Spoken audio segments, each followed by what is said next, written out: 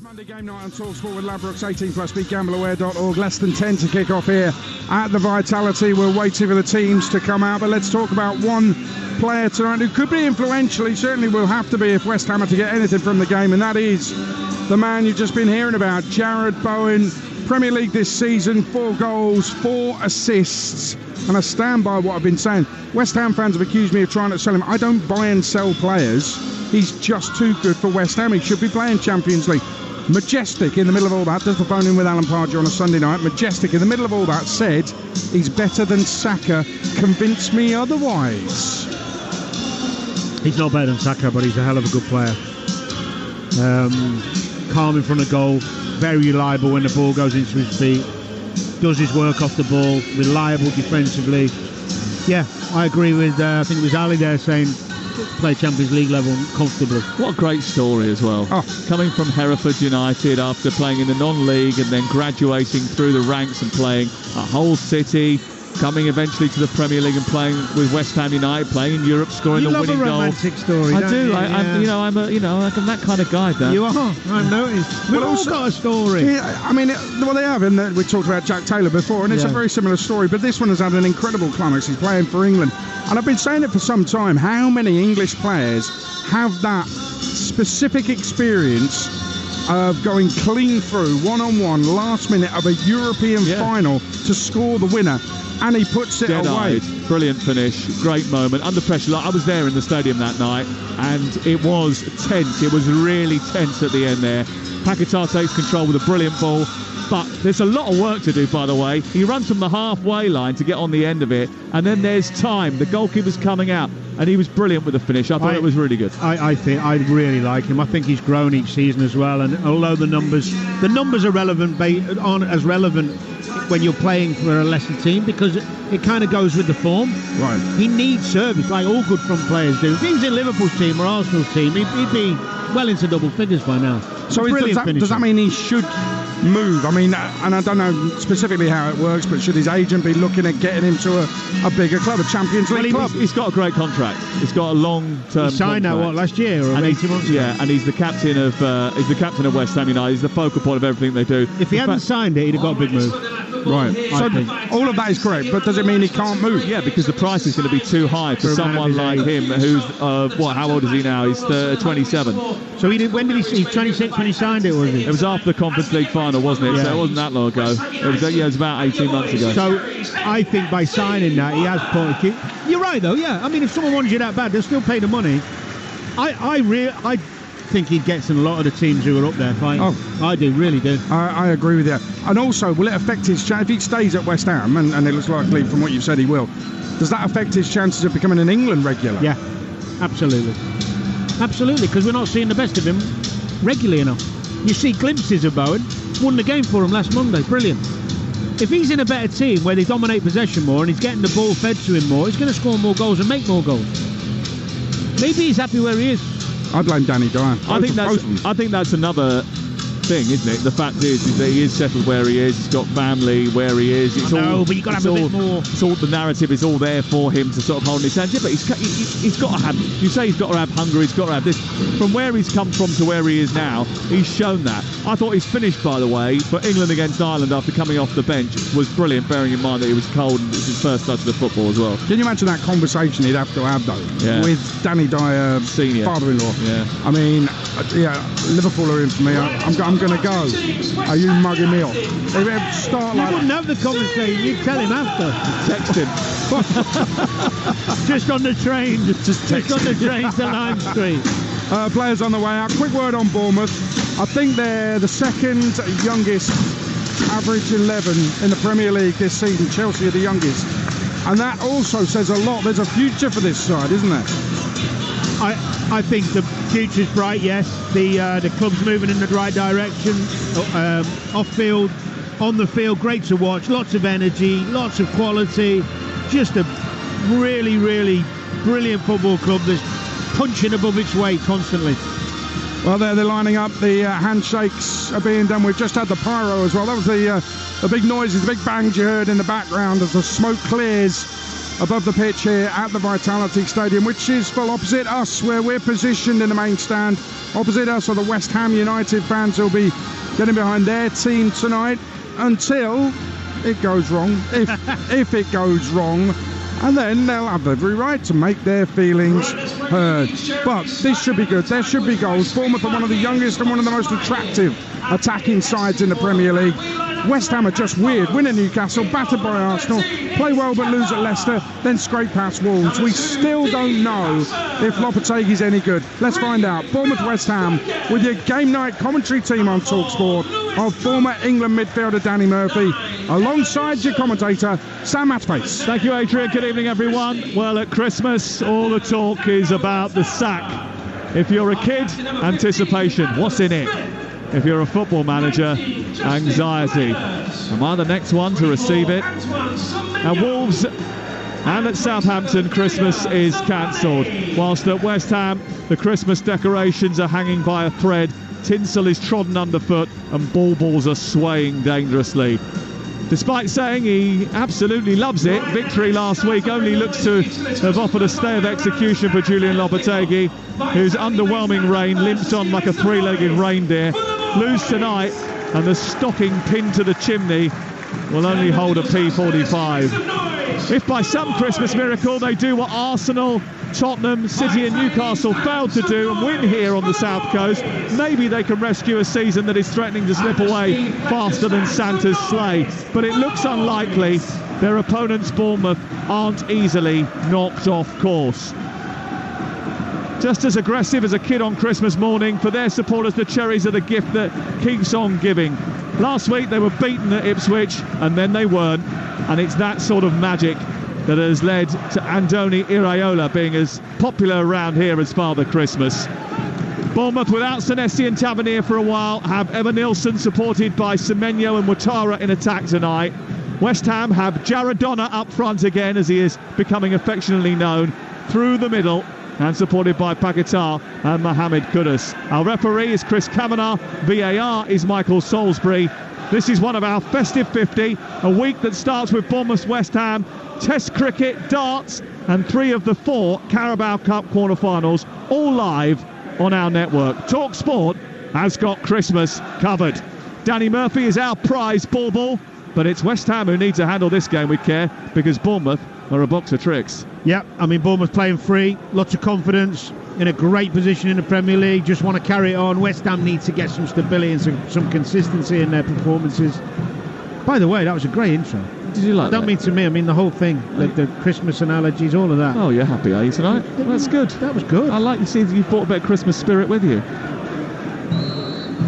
We're underway, live on Talksport on game night, with West Ham United attacking the goal away to our left. White shirts and claret shorts, white socks, and it's black and red striped jerseys, black shorts and black socks attacking the goal away to our right hand side. It's been 5 years since Bournemouth last beat West Ham. Since then 7 matches have come and gone, and the Cherries have failed to overcome the Hammers in any of them. And it is the second meeting of the season. West Ham won a League Cup tie between them earlier in the campaign. Guess who scored the goal? Jared Bowen. Ah, well done.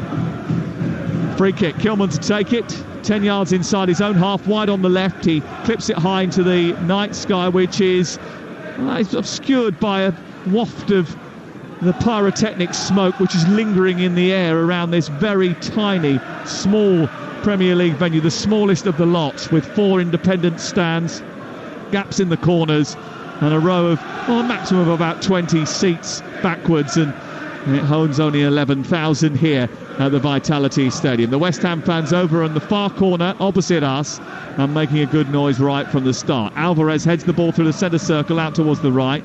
Milos Kerkez sends it forward, cut out by Sofal, but given away to Evan Nilsson, and Bournemouth are on the attack. Down the left is Ouattara, gets it onto his right foot, tries a cross into the box, which is blocked, and it comes back as far as Lewis Cook, who keeps Bournemouth on the front foot, halfway inside West Ham territory. It's on towards the left. There's a little slip there by Justin Kluivert.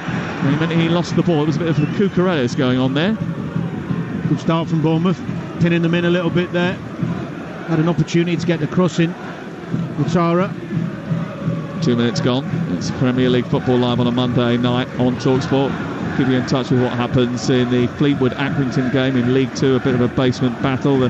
Those two teams towards the bottom of League 2, although Fleetwood a little bit higher than Accrington. We'll keep you in touch with that throughout the course of the night here. And the darts as well, where James Wade crashed out in round 1. The 2021 winner, Gerwyn Price, in action later tonight, around about 10:20. It's live on Talksport 2. Ball cleared forward by Fabianski, up towards Souček, headed away by captain Adam Smith of Bournemouth in the right full-back position, just in front of the dugouts. The ball just dribbles out of play. It's thrown in by Semenyo, and on halfway, turning away from Alvarez, it's Evanilson feeding Christie, who lays it off and looks for the return from Semenyo. He gets down the right side, across comes Kilman on the cover and nabs it off his toes, and the Scotsman was beaten to it, and it's cleared away by Kilman. Kept alive by Cook, but only momentarily, because it's picked up by Soler, who tried to release Bowen quickly, but stepping across was the Ukrainian Zabarny and won the ball for Bournemouth. A fast start to the game, good pace to it. Really good. Here down the left is Kirkes, getting on the overlap, pulling the ball back. It's blocked by Paquetá, who did his defensive work, and it bounces out of play and goes out for a corner over on the far side. This is Talksport, and we've only played a handful of minutes here, just 3, and it's 0-0.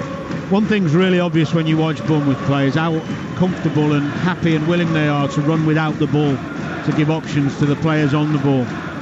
Not something we always see. A lot of teams, you see players always coming towards the ball. Give it to me, I want a touch. Constantly running in behind people.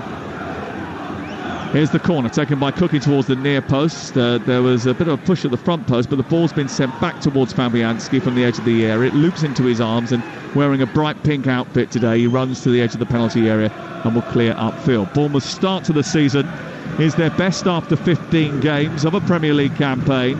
A lot of that is down to the tactical now, Stan, the setup, the planning, and a lot of it is down to the work ethic. And Andoni Iraola certainly demands that. Kirkes has lost out to Sofal, who's gone into the penalty area. He didn't know what the hell to do with that. It bounced up in front of him. He looked over his shoulder. He realised there was no one around him. He had to shoot, and he can't. And it went miles over the top. Well, it's a nothing ball forward, really, and it's Kirkes that miskicks it, and he gets in Sofal. To be fair to him, there's nobody there.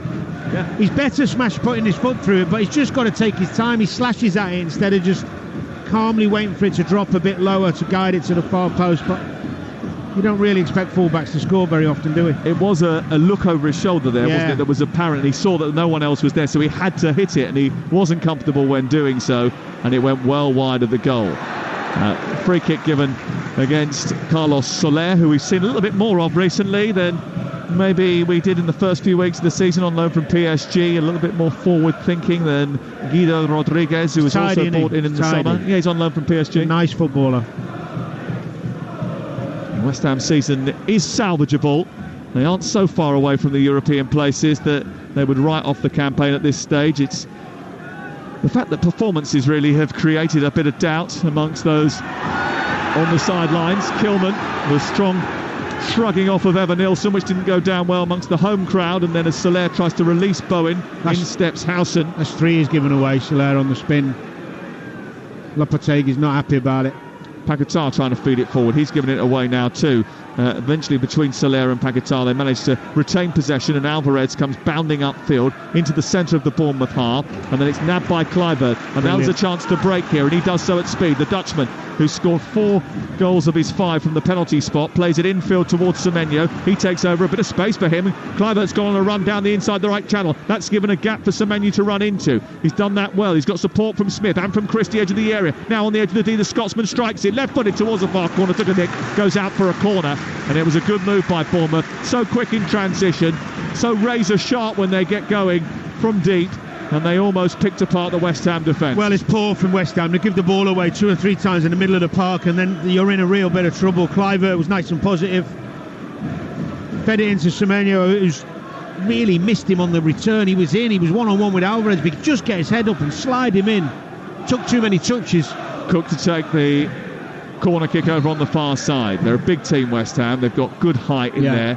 I think Bournemouth, if they're going to score from a set piece, will have to create something inventive, and they've done that. They did that against Arsenal earlier in the season. Here is Lewis Cook into the near post. A flick by Evanilson comes through to Semenyo. Oh, and he almost got hold of it. That was the plan. Same move, wasn't it? Near post flick. Yeah. Brilliant. Well choreographed. And they do have fascinating players, actually. Some of them very young still. Bournemouth. Kirkes has been a real threat on that left-hand side. He's Bournemouth's Anthony Robinson, isn't he, with his overlapping runs. In fact, only Anthony Robinson does more overlapping runs than Milos Kirkes. Semenyo's been in great form, and he also knows how to help a defence stacked with youth by the odd tactical foul. They're very good at that too. Away by Wan-Bissaka. They're forward by Cook. Down by Alvarez, who actually I think handballed it but gave it away anyway. So well, he didn't give it away, but it was brilliant anticipation from Evan Nielsen. He's so good at that. He's waiting for it to drop wherever, and he's on his front foot all the time, just trying to cause problems. Ouattara down in the left wing position for Bournemouth, floats the ball to the far post. Semenya rises up higher than Aaron Wan-Bissaka, but can't get any proper purchase on the ball, and it flicks down into the arms of Fabianski. And West Ham United will clear. It's 0-0, 7.5 minutes played, live on Talksport 2. Talksport, with Sky Sports. Talksport 2's got the darts. Don't forget that you can stream the biggest Premier League games available on no contract with Now, like Bournemouth versus West Ham, live right now. Search Now Sports. Here is Souček in the centre circle, flicking it out towards the near side. It's betwixt and between Kudus and Wan-Bissaka. Wan-Bissaka's playing on the wrong side again tonight, on this left-hand side. Comes in, plays it for Carlos Soler, who's in the dead centre of the Bournemouth half. What do you make of that sacrificing? Because they've got no Emerson tonight, he's suspended. Wan-Bissaka having to go out to the near side of the left. He's been playing very well on the right. I don't mind it. I think his main strength's defensively, so whichever side he's on, you're going to be reliable on that side from a defensive point of view. I mean, this is a fascinating battle between Wan-Bissaka and Semenya tonight. He's arguably one of the best fullbacks one-on-one defender defensively. So it suited them. Even if he did want to move him back, I'd have been tempted to keep him there against Semenyo anyway. Well, it's important that West Ham win tonight, having beat Wolves, not convincingly, but they need to break the trend that they've set of following each victory with a defeat. And they usually do pretty well against Bournemouth. Here is Semenyo on the near touchline, immediately engaged by Wan-Bissaka. Illegally so. It's going to be a free kick just inside his own half. Oh, Ariola's not happy. They wanted to play it quickly. The ball was moving. So Chris Kavanagh didn't like that. It's the rules are the rules. He's saying it's moving to avoid giving him a yellow. It didn't look like he was moving to me. Kudus obviously stopped it to try and prevent a quick free kick. Well, 9 minutes played, and the name of Mikel Antonio rings around the Vitality Stadium. Still undergoing treatment, and will be for quite some time now, on that fractured lower limb that he had surgery on after that car accident last Saturday. Now, best wishes to him. Absolutely. Here is Fabianski inside the 18-yard box away to our right on what is a temperate evening on the south coast. It's been a bit squally. The few showers just before kick-off, which made the surface slick, and it's glistening under the floodlights here at the quaint Vitality Stadium. Ball sent wide by 19-year-old Housen into the path of Smith, who tries to feed Semenyo, but across goes Wan-Bissaka, and he feeds Kudus, who gets a return from Soler, and they're on the break now, and Smith's going to try and get back, but it's going to be difficult because Kudus is good at running with the ball, brilliant at dribbling with it, cuts infield, looks to play it out to the right hand side. Paquetá gets it onto his left foot, his shot is blocked, tries to feed it down the right channel for Souček, but across comes Kirkes and shovels the ball out to the far side, and it's away for a throw. Good defending, good recovery runs. That's the quality West Ham have in forward areas. Kudus picks up the ball, you know you're in trouble, and Paquetá as well has got that quality around the box. Little warning there for Bournemouth not to get complacent. Throw in from the far side, so foul, long, big, huge catapult into the box, which comes back out of the area, headed back by Alvarez and cleared by Housen up towards halfway. Touched down to the right towards Sofao, engaged quickly by Ouattara. Kirkes is there again, putting pressure under Paquetá. It goes out for a throw-in over on the far side. It's not just this season that Iraola has got this Bournemouth team prime. If you actually calculate the figures since November last year and that iffy start that they had, Bournemouth have accumulated the 6th most points in the league. That is how consistent they have been over the course of that very long period, actually. Something that West Ham can only dream of right now. Their inconsistency is famous. Done a wonderful job. I mean, that first, I think it was, Adrian was saying, 3 points in the first 9 games, wasn't it, when he first came? I was worried for him. I was worried for them. Evan Nilsson Flicks it on towards Kluivert, gets it back to Semenyo, who bobbles the ball towards goal, and it goes on the outside of the post and kisses it and goes behind. Well, I thought he was going to find the bottom corner of the net. He didn't strike it cleanly. It was a lovely move, sent long by the goalkeeper up towards the right. Semenyo wins the first header. It goes behind Evan Nilsson, but he keeps it alive. He flicks it over the top of Kilman's head, on towards Kluivert, who dabs it down, back to Semenyo. His touch a little bit scruffy, but he guided it towards the far corner, and it kissed the outside of the post. It's actually a poor finish, poor technical finish. Good chance that, and he scuffs it. Not good at all, but I tell you what, that epitomised West Ham's problems. Didn't win the first header. Kilman's diving in on the second one, trying to win it when he didn't need to, and all of a sudden Semenyo's in on for a one-on-one and scuffs it and hits the outside of the post. But it's a poor finish from a technical point of view. Didn't catch his sweet at all. Great opportunity for Bournemouth to take the lead here after just 12 and a half minutes. It's 0-0. Kudus now goes to break down the left-hand side. He gets into the left wing position, produces a cross, it bounces off Smith and spirals behind into the Steve Fletcher stand and out for a first West Ham United corner of the evening away to our left.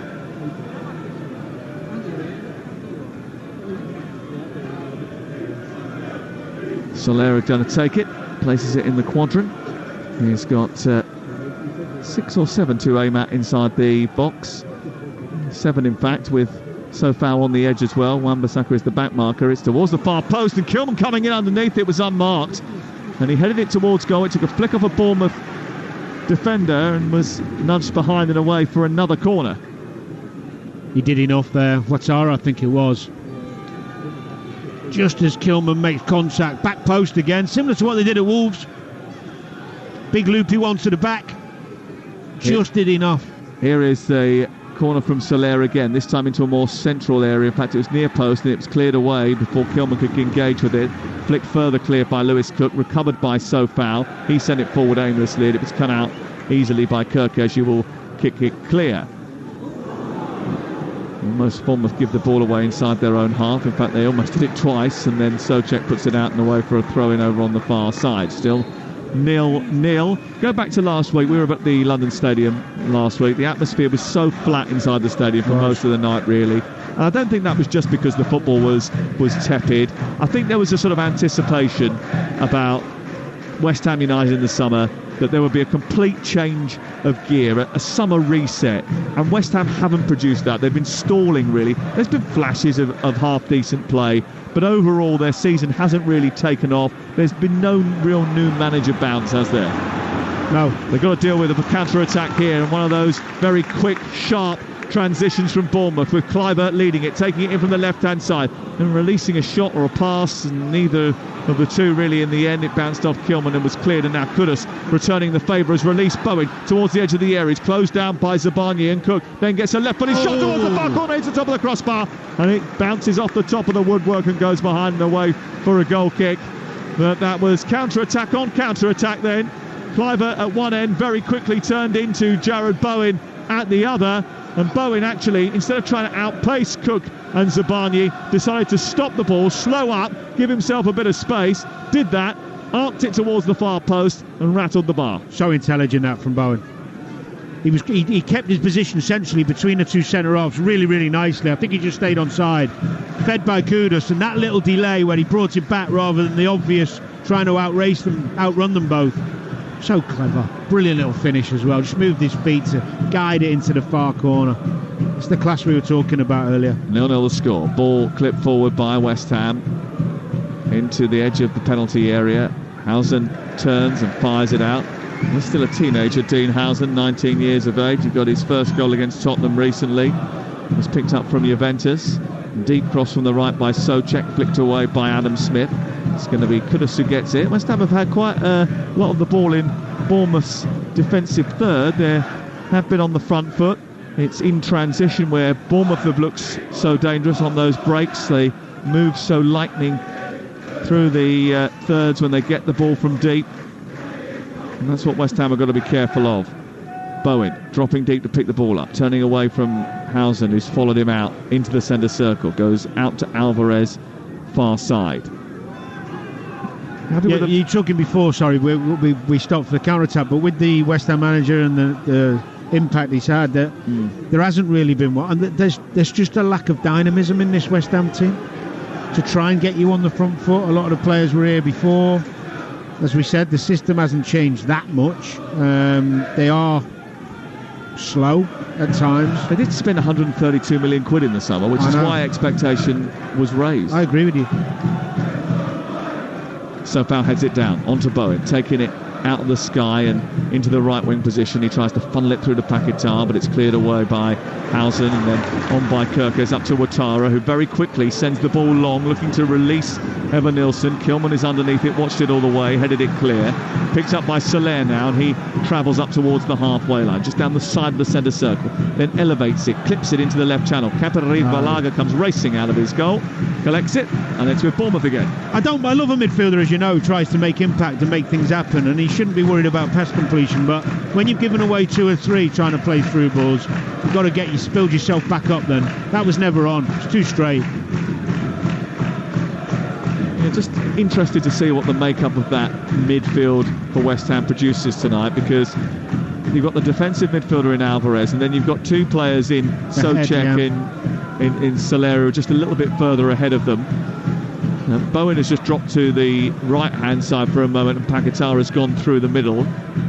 Interesting that actually that happens quite a bit. Actually, it happened quite a bit under David Moyes, where they would switch and move when he was playing in a forward position, Bowen. And he's picked the ball up now, looking to dictate from deep. He finds Kudus, who's in a number 10 position, moves the ball out wide towards the right. It's crossed by Sofal in towards the near post. Sabani is there, and he puts it behind, and it's away for a corner kick. That was a relatively good West Ham move. Well, it was a great spot what you were talking about, the little rotation between Bowen and Paquetá, but ultimately it's about 2 highly intelligent footballers understanding what each other's doing, and those 2 are really bright, difficult to contain when you got 2 players who are playing quickly and understanding of each other's positions.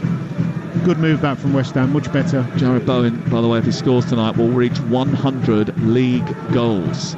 Here is his corner in towards the near post. Kilman with the flick. Arrizabalaga missed it initially, but grabbed it at the second attempt. And he runs out to the edge of the penalty area, and he will clear. These 2 managers, by the way, Iraola and Lopetegui, born around 10 miles apart in the Basque Country, north of Spain, in a tiny region of Guipuzcoa.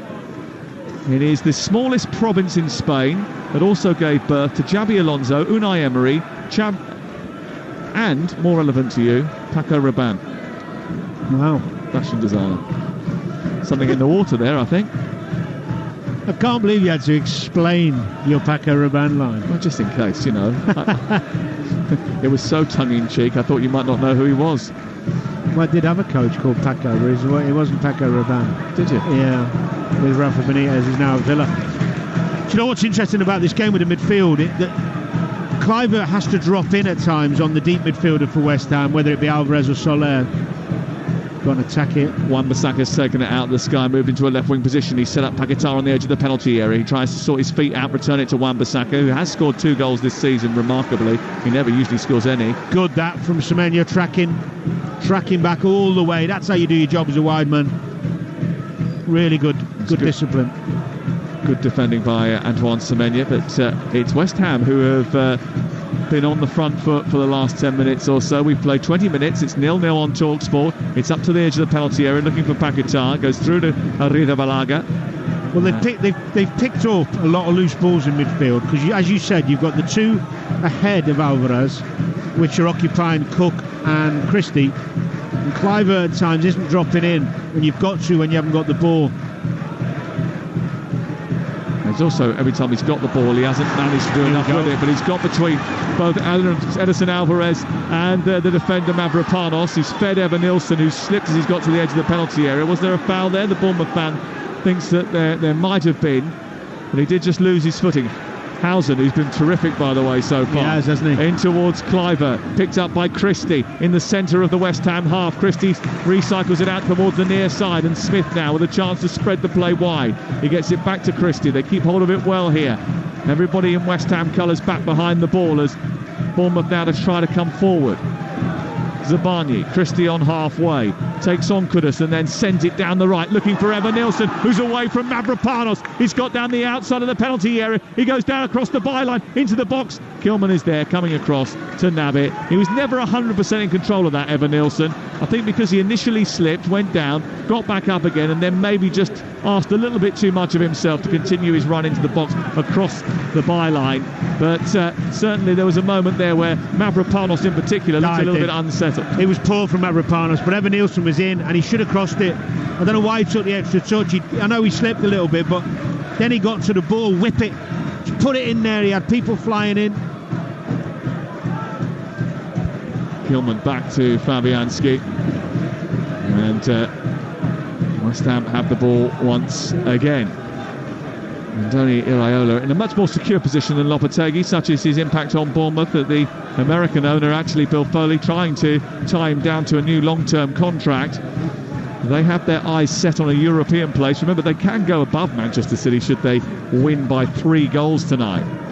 Ball is with Jared Bowen far side, exchanges passes with Sofao. Lovely little flick by Souček, back out to him from Bowen, in towards the near post. Paquetá tried a little bicycle kick which didn't quite come off, and it bounces to Kirkes, and good. Bournemouth will clear, but it was another well-worked move by West Ham. Really was, good move, yeah. Bowen Semenyo bounding forward. He's got pressure from both sides. Alvarez could have committed a foul. Soler did commit one, and a yellow card goes his way, and Carlos Soler will be suspended for their next game. Right decision, nice and strong. Semenyo there. Semenyo going through, using his pace, committing people. Couldn't cope with it. Well, there's a bit more about him going forward than the other midfielders, Carlos Soler, but the defending there wasn't his strongest suit. He gave away a free kick, and he is going to be missing for their next match, which is against Brighton at home at the weekend. Here is Cook from Christie, back to halfway. Housen takes it forward, stretches into the opposition half, floats the ball out wide to Kirkes, who takes it down, then sends across low into the near post, away by Mavropanos, only as far as Ouattara. Ouattara comes back in, wants to get it onto his right foot, shoots, blocked by Alvarez. Alvarez brings it out of defence, looks for an outlet, but within a couple of paces he was the furthest man forward and had to just check to feed Kudus on this near side. Back they go to Soler. He turns it out towards Kudus once again. Poor that from Ouattara. Twice he's come in and hit low daisy cutters into bodies. No conviction in the shot.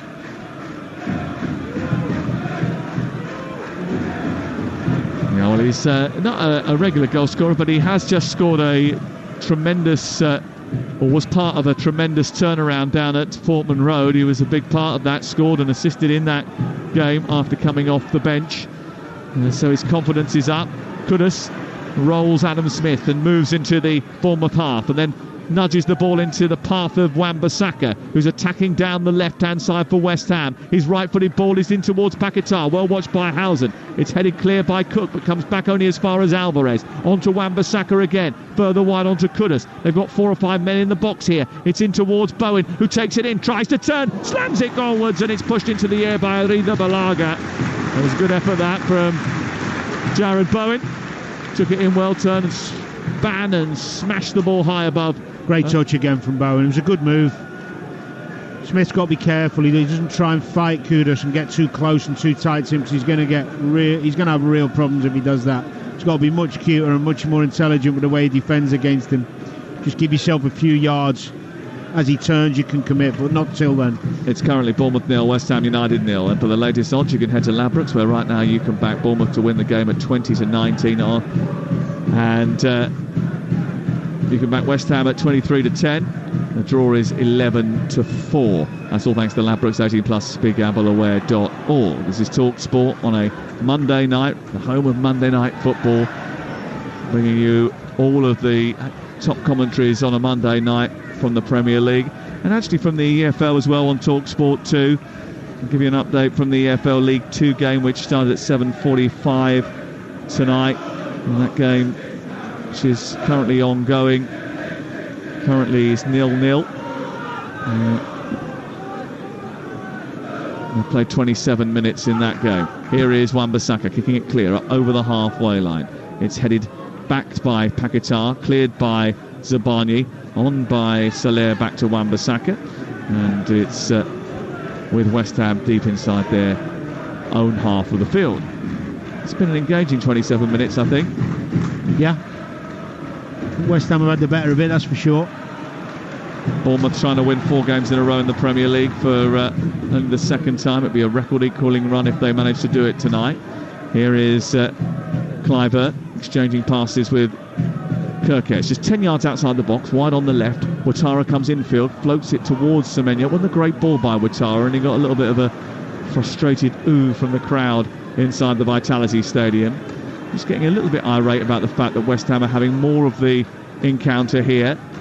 It goes back to Sofao and then on to Edison Alvarez. The heart of that midfield. Didn't have a great showing against Wolverhampton Wanderers last week. In fact, he's had an up and down start to the season after what was a really good campaign last year, Edison Alvarez.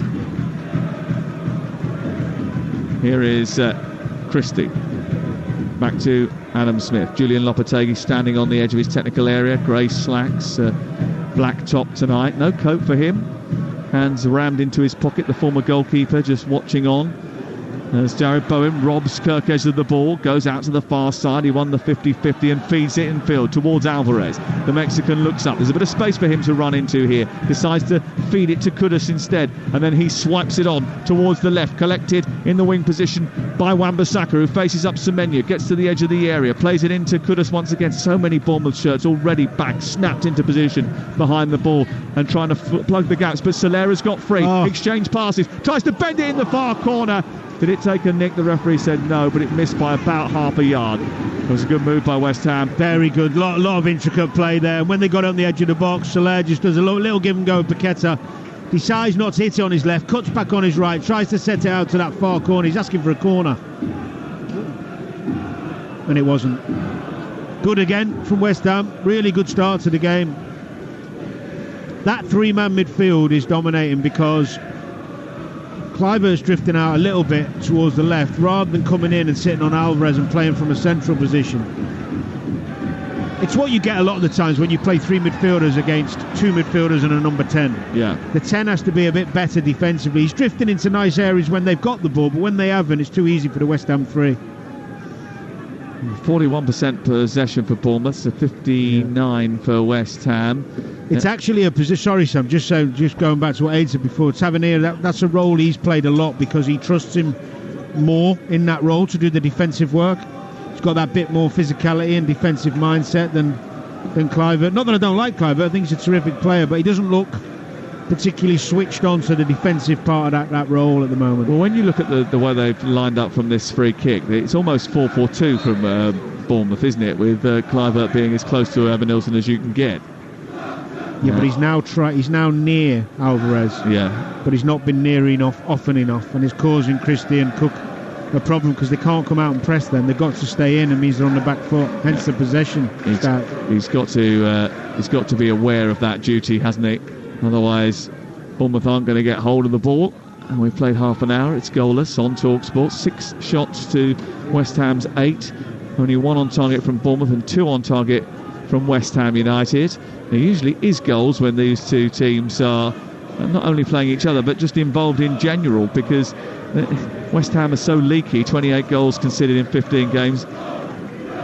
We haven't had a nil-nil, have we? Don't say that. We haven't, though, have we? And we haven't, no, but don't say it. Don't jinx it. I've said it now. It's out there. Oh. Here is Kluivert taking the ball down and sending it back into midfield. Forward it goes by Housen. It's cut out by Sofao. On to Paquetá. More encouragement for West Ham United. 0-0 the score. Both teams have hit the woodwork in the game as well here on Talksport tonight.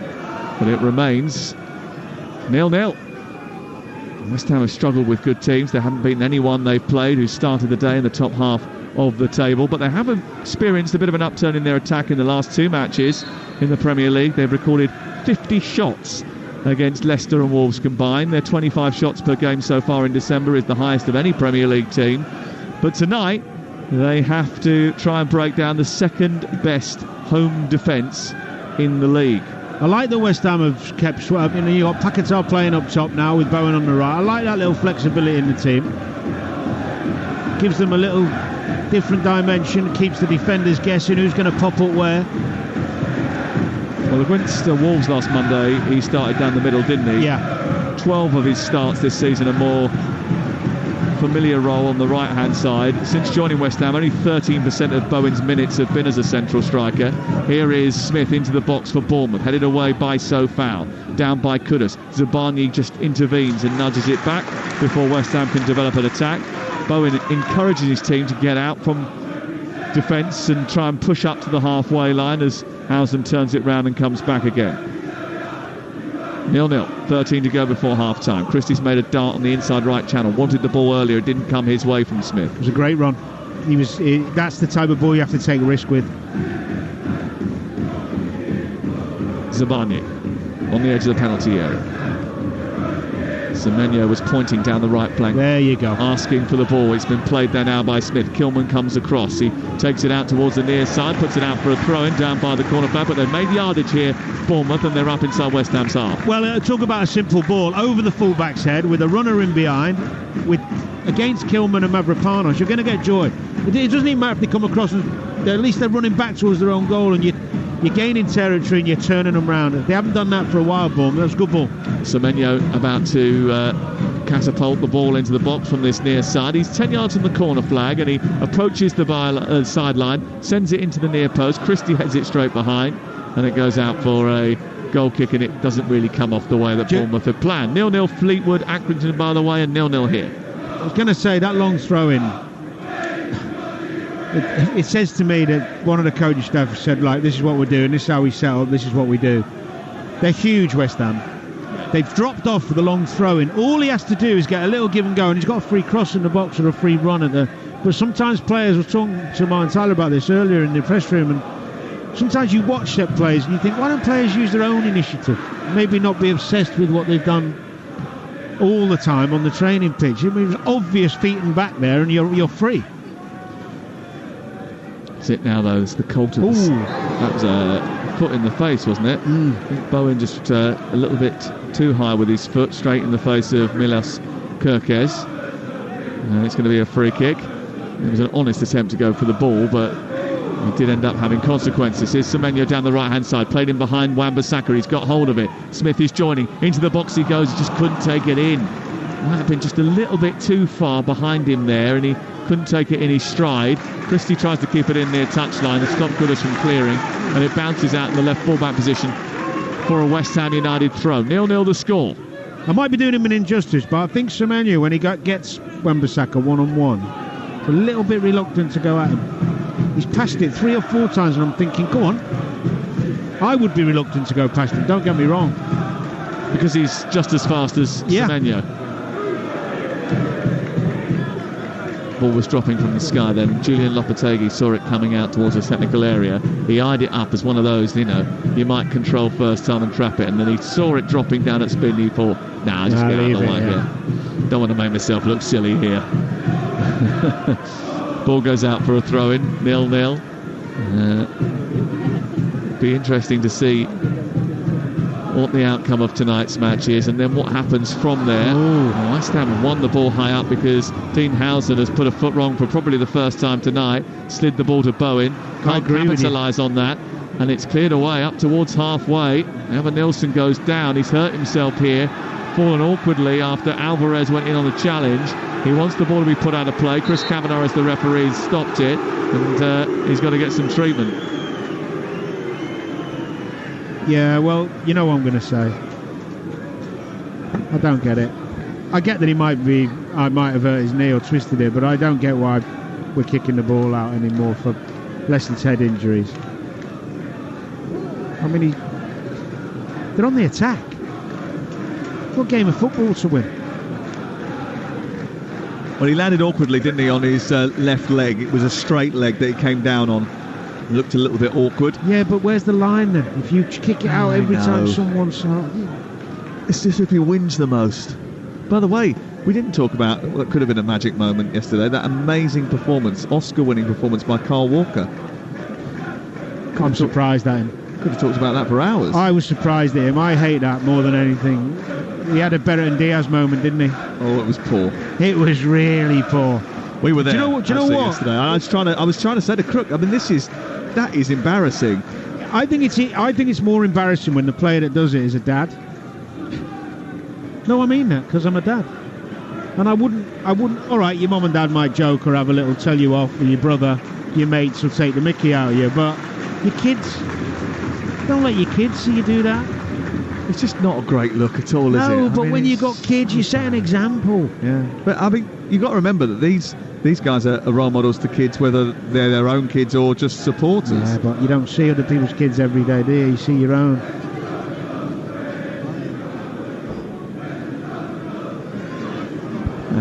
Did you get that picture of Adrian earlier on where he said in the hospital bed? Good news, Carl Walker is okay, and it was a picture of Carl in the hospital bed. Yeah. No, I don't like to see any player do that, and we have seen a few do it. We see a few do it most weekends, but it's a pet hate of mine. It's never something I do. Try and stitch someone up. Bournemouth 0, West Ham United 0. 8 minutes to go before half-time. You're listening to Talksport. We're back underway. Evan Nilsson's had his treatment and wants to come back on. That's good.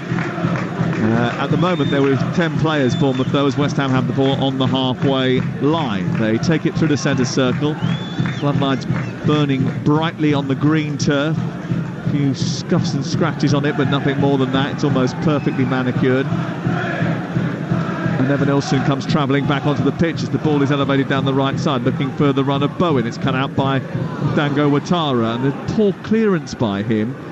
And Bournemouth actually have just been a little bit off the pace compared to what I've seen them at home this season. He struggled a bit. He tracked the run nicely with Ouattara, but he struggles with the ball a little bit tonight. Well, he has tonight. He's looking a little bit nervy when he's on it.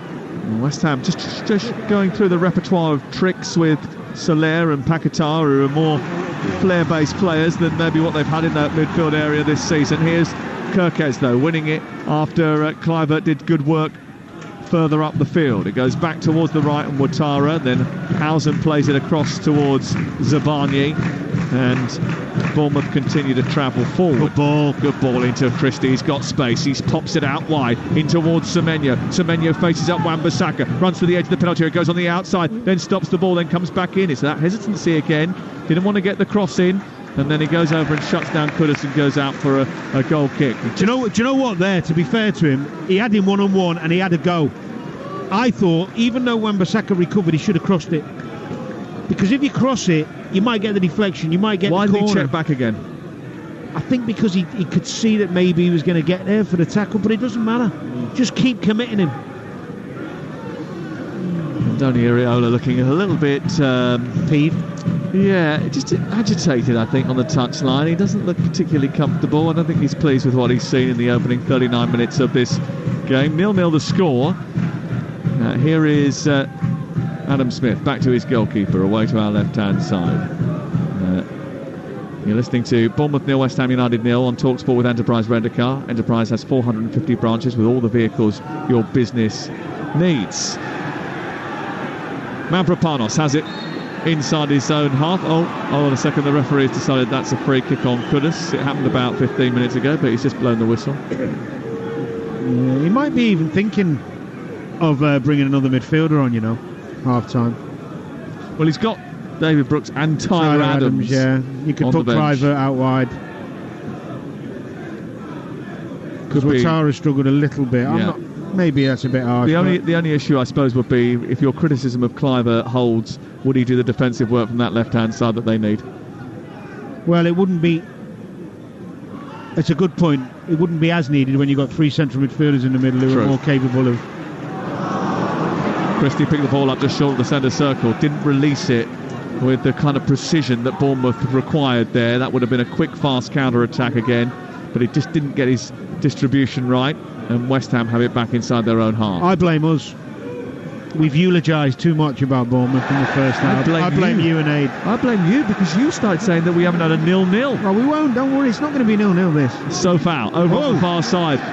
There's a foul by Cook on himself. He's fallen over. The ball sent wide towards Souček, and he Sends it in towards the moon and back again. It drops inside the left wing position. Wan-Bissaka takes over, recycles it into the box. Housen misses it, comes back to Soucek, bobbles it across the face of goal. How did that not go in? It's deflected behind and away for a corner.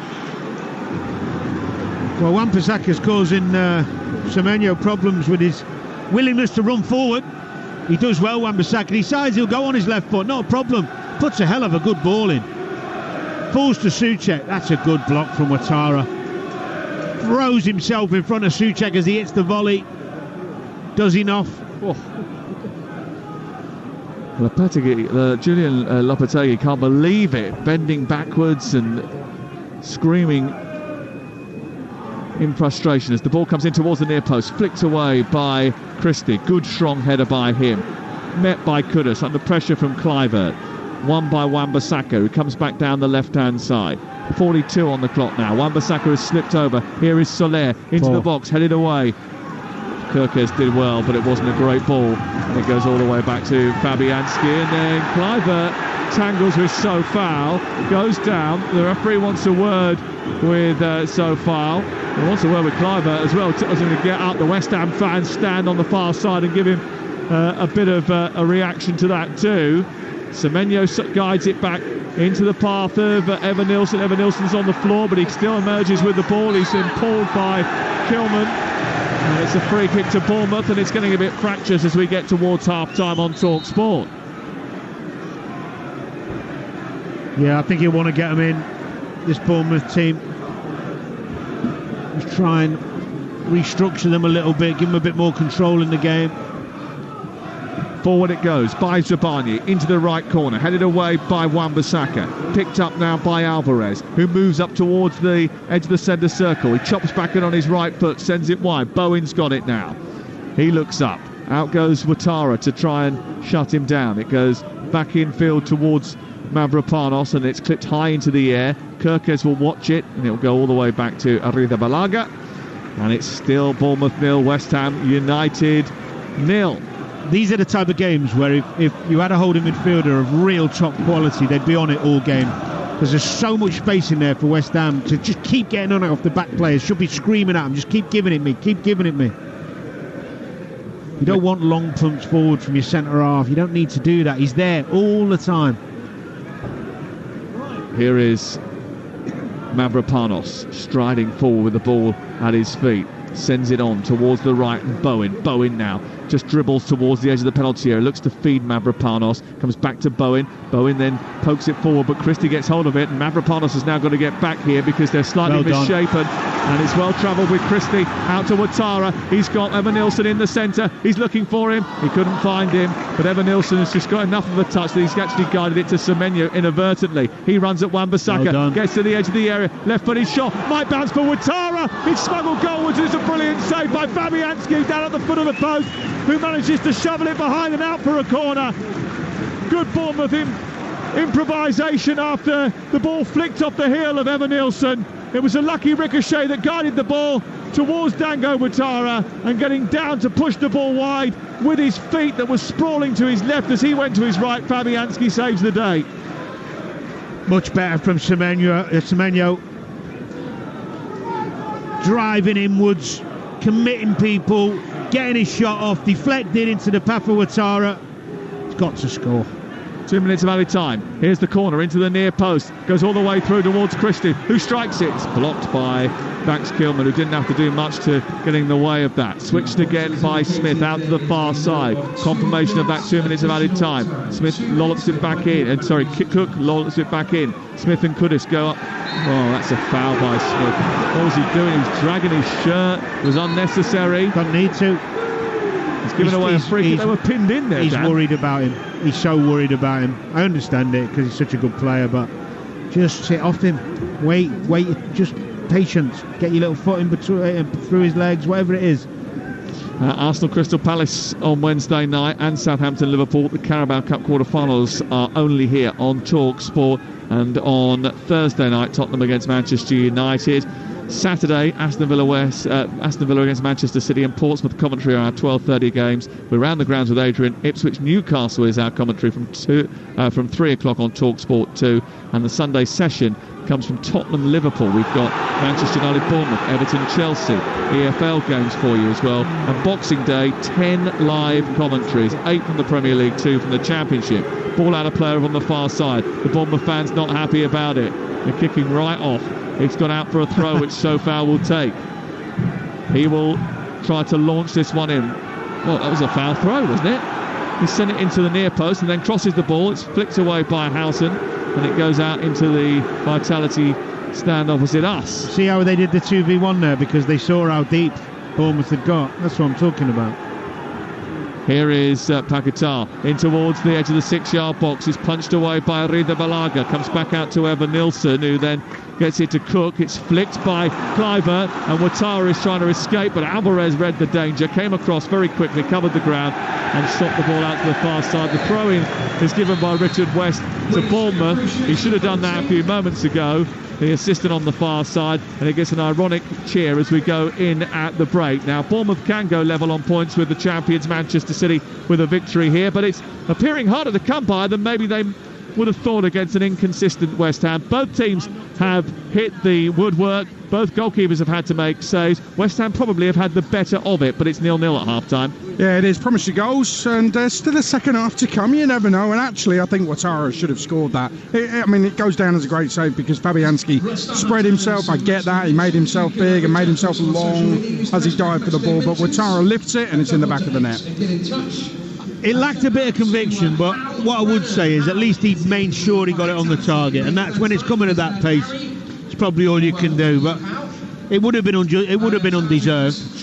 I think West Ham have been better. No, you're right. They have been better, but we'll get on to West Ham in a second. I think when we talked about Tavernier at the start of the show and how Andoni Iraola in the build-up to this game described him as smart tactically, we are seeing why we described him as one of the most underrated players in the Premier League, because without him there's a big drop-off, a big difference in Bournemouth's performance. Yeah, I mean, I think when you've got a player like him who's good on both aspects of the game, you know, he's a threat going forward, technically good shot, you know, shots, assists, and he knows how to do that role. It's very hard to get someone else who's good at both bits. Now, having Kluivert there, you know when you have the turnovers, he's technically very good and score a goal, and he's got good feet and can beat people. So you have an attacking advantage with him being in there. But defensively, you're playing against 3 central midfielders. He doesn't see the danger quickly enough. So it makes it really hard for Christian Cook to get really good pressure on their midfield and get them up the pitch, because they've always got one extra, so you end up dropping off. And I would find that area of the pitch fascinating, because the best holding midfielders quickly realise that player's not very good at it. So you start telling him, keep giving me the ball, because then you can dictate play. It's the main reason for me, not the only, but the main reason why West Ham are dominant. The other reason is the little bit of intricacies and quality that Bowen, Paquetá and Kudus have at times. But Bournemouth aren't out of it, that's for sure. I mean, they've got quality themselves. They've started to get a bit more joy going in behind more quickly, I think, in the last 15 minutes, because they didn't do that for quite a long time. It was all a bit to feet, and then a couple of times they've gone in behind now, because the 2 West Ham centre-halves aren't the quickest. Well, they're there for the taking, aren't they? And you're right, West Ham have been dominant without being really brilliant. And I'm wondering, earlier in the first half on your commentary, you talked about dynamism needed from West Ham United. And they have dynamic players, but don't always show that. Bowen is dynamic. Paquetá can be dynamic. Kudus, I thought, started the game really well, faded out a little bit. And I wonder if they've got the selection and the formation right up top, because there was a moment where Bowen went out to the right, Paquetá went into the middle, and I'm thinking, well, you've got Ings and Fulkrug, who's now fully fit, on the bench. Should you have a centre forward up there? Paquetá as a number 10. Should Kudus be on the left or the right? Bowen on the right, could he operate on the left, or should he be central? They've got options up there, but it feels like there could be a better system than the one they've been employing. I'd agree with that. I mean, I'd like to see Fulkrug up there. I don't know how fit he is. Paquetá in behind him, and then Bowen off the right. I think at times when you watch West Ham, even tonight, and they've done all right, by the way, it feels like they'll score a goal because of someone's quality, and it'll be off the cuff. It won't be a pattern of play, you know, because a bit like the Bowen one that hit the bar. Yeah, a little bit. Kudus is a bit off the cuff anyway. Sometimes you can't control that as a manager, the type of player you've got. Yeah. which is good for fans. You got a right-footed left-back who's trying to get overlaps and do his thing, but it's all, again, a little bit... There's no patterns there. It's just getting up the pitch together. And Paquetá and Bowen's little bits of brilliance and round the corners and intricacies are just them being two intelligent players. It doesn't look like they've got lots of patterns of play they've been working on. Yeah, I'd like to see a more out-and-out striker up there. You let Bowen do what he does off the right, where he scores all his goals, and Paquetá is a 10, so he can then feed people. And the other one is Somerville, who I think can be dynamic, and we don't really always see him. I think West Ham fans want to see more of him. Yeah, definitely. Let me just mention somebody else as well, because my nephew was on Bournemouth's books, a centre-half, okay? He's been released, as happens to a lot of young players. He's 18, 19, and I'm watching Housen, who's 19, and I'm thinking... There's no way my nephew Toby was at those levels. Even he would admit that. The levels you have to hit to be a Premier League player are off the scale. I think he's been brilliant first half, but that's the levels you've got to hit. And he's come in the Spanish international, Dutch, Spanish under-21 international, born in Holland. If you're a young English player, those are the levels you've got to hit, because he's been superb. He's looked outstanding. Yeah. I was a bit reluctant to eulogise too much about him too early, because I want to see him play 90 minutes, and I've not seen him play much before, but he does look an outstanding talent. You're right, if you're a teenager trying to play in the Premier League, you've got to be exceptional. But I think one thing, when you watch, the more football we watch, and we both watch a lot, the one thing you can't get away with anymore is carrying people who don't do the defending. As soon as one switches off, you see the possession and the dominance switch. You know, I think in years gone by, you could get away the odd one, maybe two, if you've got lots of good play, like lots of talented players, or players who are fit and do the job for you and help you out. Now at this level, we're watching it there. One of them doesn't do his job, all of a sudden you're being dominated. It's been good, but no goals so far. Bournemouth 0, West Ham 0 on game night. In League 2, half-time, Fleetwood 0, Accrington 1. Sonny Al Joffrey, the son of former Plymouth midfielder Hasni Al Joffrey, has got the goal. He's on loan from Man United.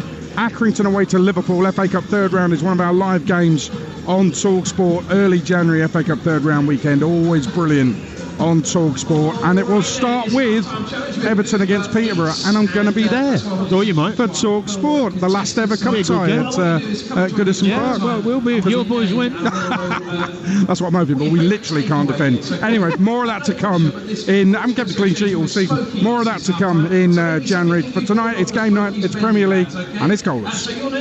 Monday game night on Talksport with Ladbrokes. Supercharge your odds with our odds boost button. Selected markets applies to first £50 of stake. Terms apply. 18+. Gambleaware.org. $1.39 at McDonald's gets you a delicious cheeseburger.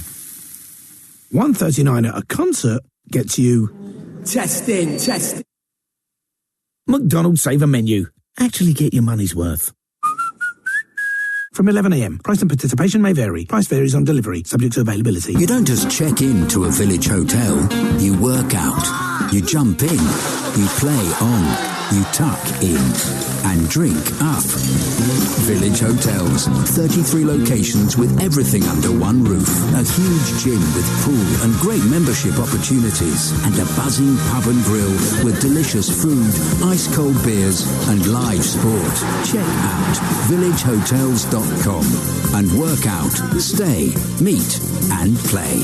Hey, is your Aunt June still coming to Christmas dinner? Yep, and her new boyfriend. I'll get the extra chair. And his daughter. Oh, and some plates. Plus her boyfriend. And his two mates, their girlfriends, their neighbours, their second cousins, twin sisters, the mailman, Glenn from down the road, his primary school teacher, my personal trainer, his dog, his accountant Bill, and that lady I met on the bus. We're going to need to go to IKEA. From extra plates to bedding and everything in between. Get guests ready. Oh, and Grandma's staying over. IKEA, the wonderful everyday. At Betfair, we're about finding different ways to play. Like with our 90-minute guarantee. We've all been there. The clock ticks over into 90 minutes, and then a speculative cross into the box ricochets off a knee and goes in, ruining your bet. But with Betfair's 90-minute guarantee, if your bet is winning at 90 minutes or full time, we pay out. Betfair. Play different. Applies to match odds 90 market or markets with the 90 icon. Sportsbook exclusive. Terms and conditions apply. 18+. BeGambleAware.org. The Screwfix sale is now on and it's huge! Save a huge £30 on the DeWalt 18-volt inflator cordless, now just $19.99. And grab the aluminium 6-step platform ladder for only $59.99. Saving you a huge 10%. Sale ends 5th of January. It's huge. Delivery fees may apply. Subject to availability. See screwfix.com for full T's and C's. We all fantasize about our perfect home. Sipping a morning coffee out on the terrace. Good morning, Mr. Squirrel. Morning. The kids building a treehouse in the garden. I'm living my perfect childhood. But come on, this isn't real. Listen, if you're serious about making your fantasy a reality, find out what your home is worth instantly with a free online valuation estimate. Get real about moving. Get on the market. Most common time to obtain an online quote between 1st of April 2024 and 30th of June 2024 was under 3 minutes. Excludes Northern Ireland. Sack the gaffer. You need thesun.co.uk. Bagged a big move? Check out thesun.co.uk. Oh, come on, Ralph! Never a pen? Read thesun.co.uk. Seen red? See thesun.co.uk. Whatever's going on in the game, whenever you want it, wherever you are, from goals to gossip and everything football, it's got to be thesun.co.uk. Monday game night on Talksport with Sky Sports. Stream the biggest Premier League games, available with no contract, on now. Like Bournemouth versus West Ham, live tonight. Search Now Sports, 18+, stream via internet, terms apply. Colossal commentary on a Monday night. Join us in the promised land of the Premier League. Absolutely outstanding. This is Game Night on Talksport. In around about 20 minutes on Talksport 2, it's the cricket live exclusive commentary of the third test in Hamilton, England. 18 for 2, really struggling. They're up against it to make it a 3-0 series whitewash. Let's update you on the Darts World Championship. Mark Wilson. Yeah, Robert Owen arrived at the Alexandra Palace knowing he needed at least 2 wins to have any chance of retaining his tour card. Well, he set up a must-win second-round tie with the German giant Gabriel Clemens after a gutsy 3-1 win over Neil Zonneveld. Zonneveld won the first set 3-0, but Welshman Owen reeled off 3 successive sets, aided by some superb finishing, including a wonderful 1-2-1 finish in the deciding leg of the 4th set that wrapped up victory. In the second game, in-form Connor Scott raced into an early lead, winning the first set 3-0. He continued his domination over Kiwi Ben Robb as he powered to back-to-back ton-plus finishes in the start of the second set, and he completed a routine 3-0 win, averaging almost 102. He now faces Australian Damon Heta in a mouth-watering second-round tie. Still to come, Cameron Menzies looks to build on a recent Pro Tour win as he takes on the American Leonard Gates, and we round off the night with a 2021 champion, Gerwyn Price. He opens up his campaign with a tough-looking tie against Irishman Keane Barry. Mark, thanks very much. I'll tell you what, darts on the radio from Ali Pally over Christmas. It's becoming a Christmas thing on Talksport and Talksport 2. Mark Wilson, Ian Danter, your main commentators throughout the Christmas period. Really looking forward to that. Here are the Vitality. It's goalless. Let's get the half-time odds with Ladbrokes. Odds update on Talksport with Ladbrokes. Get money back as a free bet up to £10 if one leg of your Football 5+ acca lets you down. Pre-match straight line accas only. Odds are 3-1 or greater. 18+. GambleAware.org. Interesting this. Bournemouth to win 13-10. The draw is 17-10. A West Ham win is 5-2. Evan Nielsen to score first was 6-1. That's now been price boosted to 7-1. That's the latest odds with Ladbrokes. 18+. BeGambleAware.org. Odds update on Talksport with Ladbrokes. Supercharge your odds with our Odds Boost button. Selected markets applies to first £50 of stake. Terms apply. 18+. GambleAware.org. 12 rounds of boxing for the undisputed heavyweight championship of the world. It's actually been about 4.5 years last time I was the underdog in these fights. Tyson Fury senses scrambled. Usyk charging in for a finish. Fury doesn't know where he is. He's still on his feet. He's in big trouble. Tyson Fury is all over the place. Last time in May, it was a fantastic fight. Fury's in all kinds of trouble. Alexander won the fight fair and square.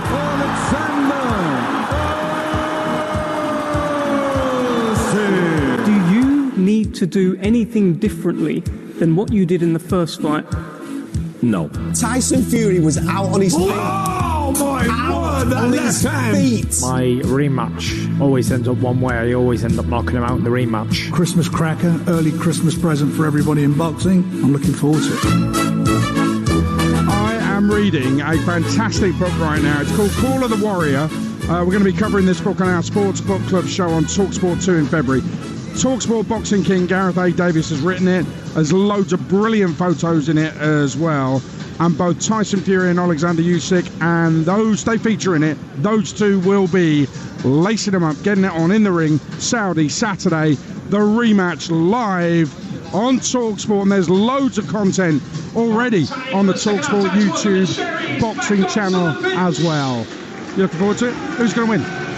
Do you know what? It's a real close one. I watched the last one, really enjoyed it. I think he might do it, but I'm not sure. I'm not 100% convinced. It's a tough one to call, isn't it? Either way, it's going to be fantastic. It's live. You really surprised me, by the way. On Talksport what? Well, you said you were reading the book, and then I heard pictures in it, and it made sense. You make me laugh. I read lots of That's what books. I'm here for. I'm waiting for your autobiography You like to come with out. pictures in, though, don't you? Yeah, it's got a lot of pictures. Old yeah, school. Absolutely.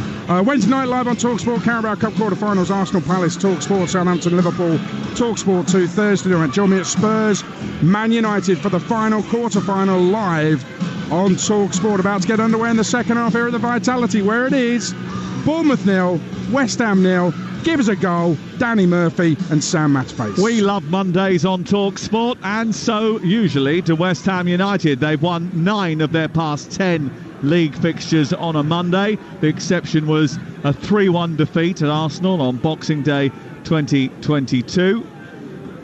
What's it like playing on a Monday night? What's it like when everyone else has played the weekend and you've had that usual work day free? You just get used to the different, you kind of prep for it days before. It actually gives you a nice weekend sometimes just to spend some time with the kids. You'll train, and then as long as you're not travelling. But I think my first ever start for Liverpool was a Monday night game, at home to Aston Villa. Well, the last Premier League meeting between these two was a 1-1 draw at the London Stadium in February. Dominic Solanke gave Bournemouth a very early lead in that game.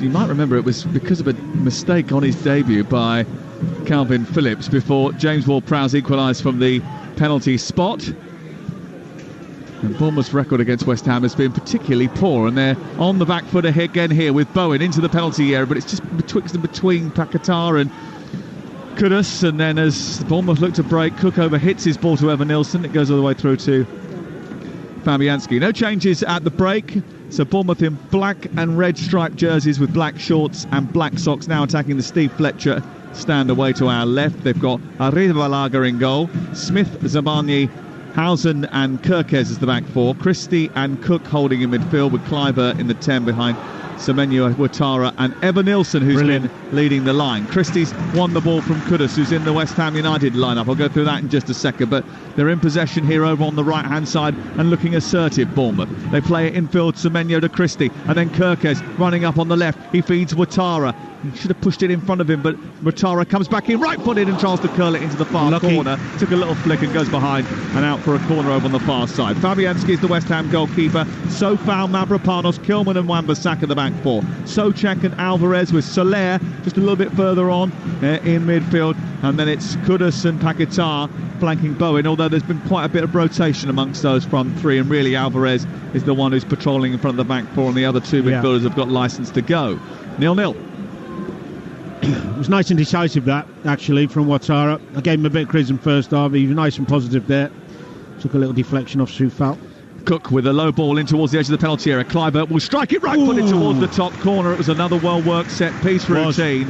And Cliver from the edge of the box, just inside the D, tries to curl it into the top corner, but Fabianski was alert to it. It was a brilliant set play, and I like that thinking outside the box against such a powerful aerial team as West Ham.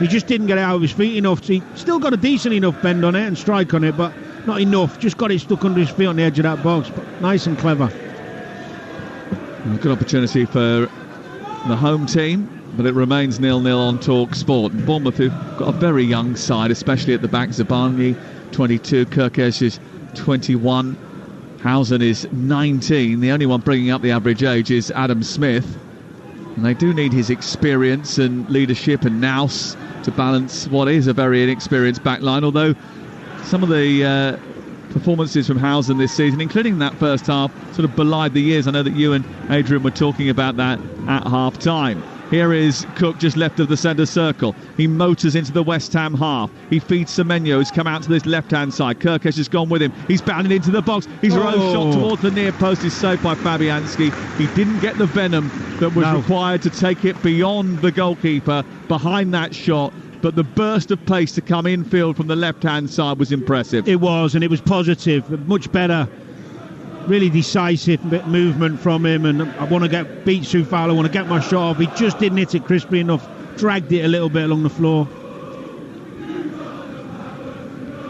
Here is Paquetá, flicks it forward up towards the halfway line, cut out by Kudus, and he gets there. Interestingly, I think Semenyo and Ouattara have flipped wings in this second half. Semenyo has come out to his left-hand side, Ouattara out on the right. We'll see how it develops as the game goes on. Might just be a brief change.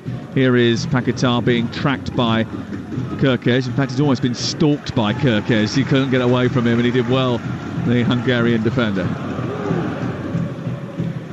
Ball into the night sky. Drops in the centre circle. Zabani forward. Underneath it was Souček, forward by Ouattara. What a ball into Kluivert. Controlled by Evanilson. Back to Kluivert again. 10 yards back from the edge of the area. Now out to Semenyo, who comes in on his right foot. Tries to twist and turn under pressure from Soufal. He's still got hold of it despite losing his footing. Looks for a give and go with Evanilson. Comes back to Christie. And it's saved by the goalkeeper, Fabianski, who stuck up a big right hand. I think it come off his palm really more than anything else, and flicked behind and away for another corner. It's a bright start to the second half by Bournemouth. Much better by Bournemouth. It was much more patient. I do think that Semenyo could have actually beaten Soufal on the left side. There's loads of space to go around the outside that time, and he just followed him into the bodies, made it difficult to get any space in the central areas there, but still a decent strike from Christie. Still goalless on Talksport. We nearly played 5 minutes of the second half. Ball flicked into the near post, high into the air it goes. It drops inside the 6-yard box. Semenyo can't get on the end of it. Away by Paquetá, and it's mopped up by Kepa Arrizabalaga just short of the halfway line. He hoists it high into the air, flicked on by Ouattara. Evanilson is chasing, but Fabianski is quickest off his line, comes and gobbles that up before the edge of the area, and he then clears into the air again. Kirkesh was pushed in the back by Kudus. It's going to be a free kick. And it's Bournemouth 0, West Ham 0 on Talksport with Sky Sports, and don't forget that you can stream the biggest Premier League games available with no contract on now, like Bournemouth versus West Ham, live right now. Search Now Sports. Adam Smith on halfway, combines with Semenyo and then continues his run down the right side. Got a chance to cross here. It's a deep one. Fabianski's underneath it, but it's going to float over the top and land on top of the net and go behind and away for a goal kick away to our left. Yeah, good little bit of interplay there. Seeing Smith get down the outside. Poor cross from him in the end. Looks like Semenyo's back on that right hand side. It was only temporary, that swap. Well, 26% of all Bournemouth's Premier League minutes this season have been played by players aged 22 or under. There is a youthfulness about them. There is an exuberance about them. And after what was a West Ham United first half, it's certainly been a Bournemouth start to the second half. Forward by Housen, out towards the near side. Kirkesh looks up. Cook drops in to offer him a pass, but it goes back to Housen instead. Zabani makes an angle for him deep inside the Bournemouth half of the field. It goes wide towards the right. Smith, Christie, now Semenyo. He's got a tight gap to run through. Wan-Bissaka is on him like a rash. Good defending. Good battle that. It's been going on all night, hasn't it? Here is Christie in midfield. He's a good footballer, Ryan Christie. He's good on the ball. Lost out in midfield though. Smith had come in from right back and tussled with Kudus, and the ball spilt out to the far touchline where Kudus was waiting for it. I don't know if it's a deliberate thing. I think it must be from the manager encouraging Wan-Bissaka to get past Kudus a lot of the times and make some runs past him. I think he should leave him to leave that space for him to run into more often. Talking out by Fabianski because he was under pressure from Evan Nilsson. Semenyo has worked it back wide towards the right, and Christie now has taken it on, helped it in towards Kluivert. A little flick, but again, that's where it needs to be decisive and sharp, not sort of hopeful, and that was hopeful from Kluivert, and it's cleared away and away for a throw-in. But it comes back in from Zabarnyi into the box, headed away by Alvarez. Back by Zabarnyi towards Smith. Zabarnyi with his gloves on and his short sleeve shirt clips it forward down the channel, away by Kilman, and then West Ham look to try and knit together a passage of play which will get them up the pitch, and they haven't got up the pitch much in this second half, Dan. Brilliant take. Kilman playing a long ball into Bowen's chest there, and he took it so beautifully. Send it back into Souček, who plays an aimless pass into the right wing position, cleared by Arrizabalaga. Up goes Kluivert. Didn't really have the right to get on the end of that, and then Alvarez tries to clear, can't, goes out for a throw into Bournemouth, and they have it near touchline. It remains 0-0. It's scrappy.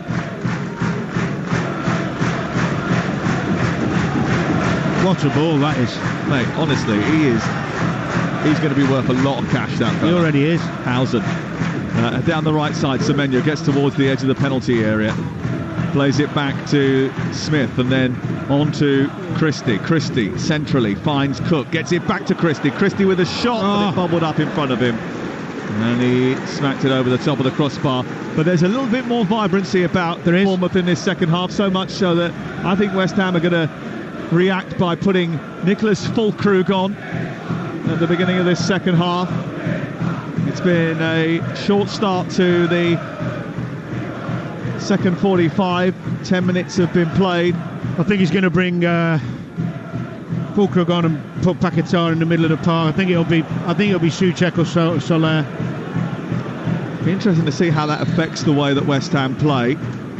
I think it'll benefit them, because he'll get the ball quicker, hold it up, and then they can use him as a platform to build. Well, and also you've got a bit more of an attacking, one extra attacker on the pitch, really, because they've got three central midfielders, and you wouldn't call any of them attacking. Yeah, here is Smith into Cook. Quickly releases it into Evan Nilsson. Lovely flick to Kluivert. Space for Ouattara on the left-hand side. Ouattara gets it back towards Semenyo. Strikes. It's blocked on the edge of the 6-yard box by Kilman and funneled behind and away for a corner. It was a brilliant move by Bournemouth. So quick, so fast. They couldn't recover West Ham quick enough. Cook's ball forward, flicked by Evan Nilsson.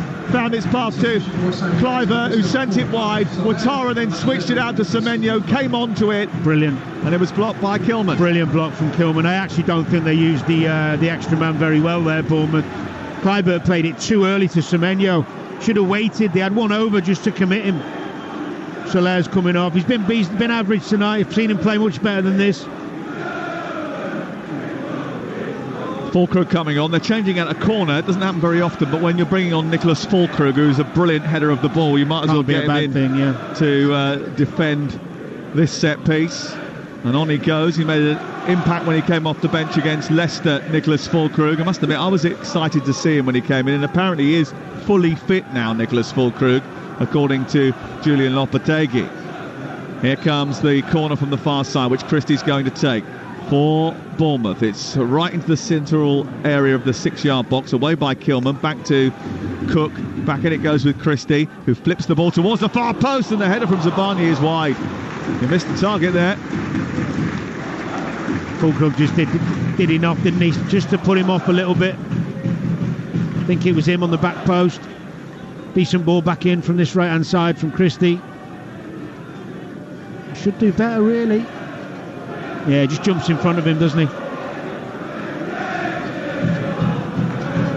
Well, it'll be interesting to see when Andoni Iraola decides to make a switch, because his substitutes usually make an impact. Here's Ouattara onto Christie, looking for Semenyo. Wan-Bissaka just about got there. He read that, intercepted brilliantly, and then tried to get them on the front foot with Alvarez, who miscontrolled it, had to go backwards rather than forwards, and West Ham have it 10 yards inside their own half. Away by Smith as it was sent forward by Kilman. And Mavropanos gets it back to his goalkeeper. 0-0. Just about to hit the hour mark on Talksport. The Bournemouth fans find their voice again inside this stadium, which Bill Foley wants to host European football.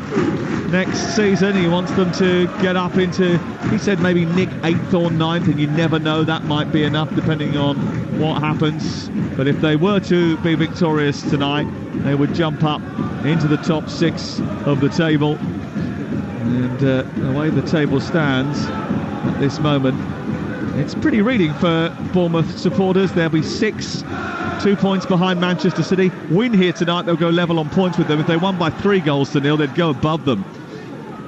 West Ham would love a couple of points too and get closer to Manchester United. They're 3 points behind them, 13th Manchester United, 14th West Ham.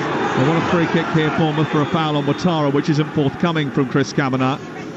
And the ball is loose in the centre circle, and Christie is taking control. It's back with Arrizabalaga. I actually don't think it would be a bad point for West Ham. I know the fans expect more, but... Oh, it'd be a good point. Yeah, coming here. They were the better team in the first half. Not so much yet in the second, but first half they were the better team, and this is not an easy place to come. The results against the bigger teams tell you that so far this season. Cook hassles Kudus out of the ball. It goes out towards this near side. Good defensive midfield work by Lewis Cook, who is an England international from years gone by. So found to take the throw in on this near side. Is he going to go long again?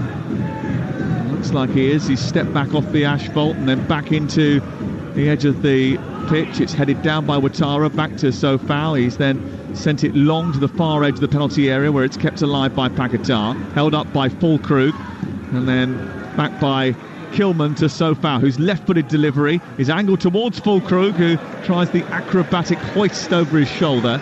Do you know what, though? Even that cross in there was a bit of a loopy left foot in-swinger from Sofau, but if you notice, when the centre-half, I think it's Zabrania tries to go through Fulkrug, and the strength just stops him.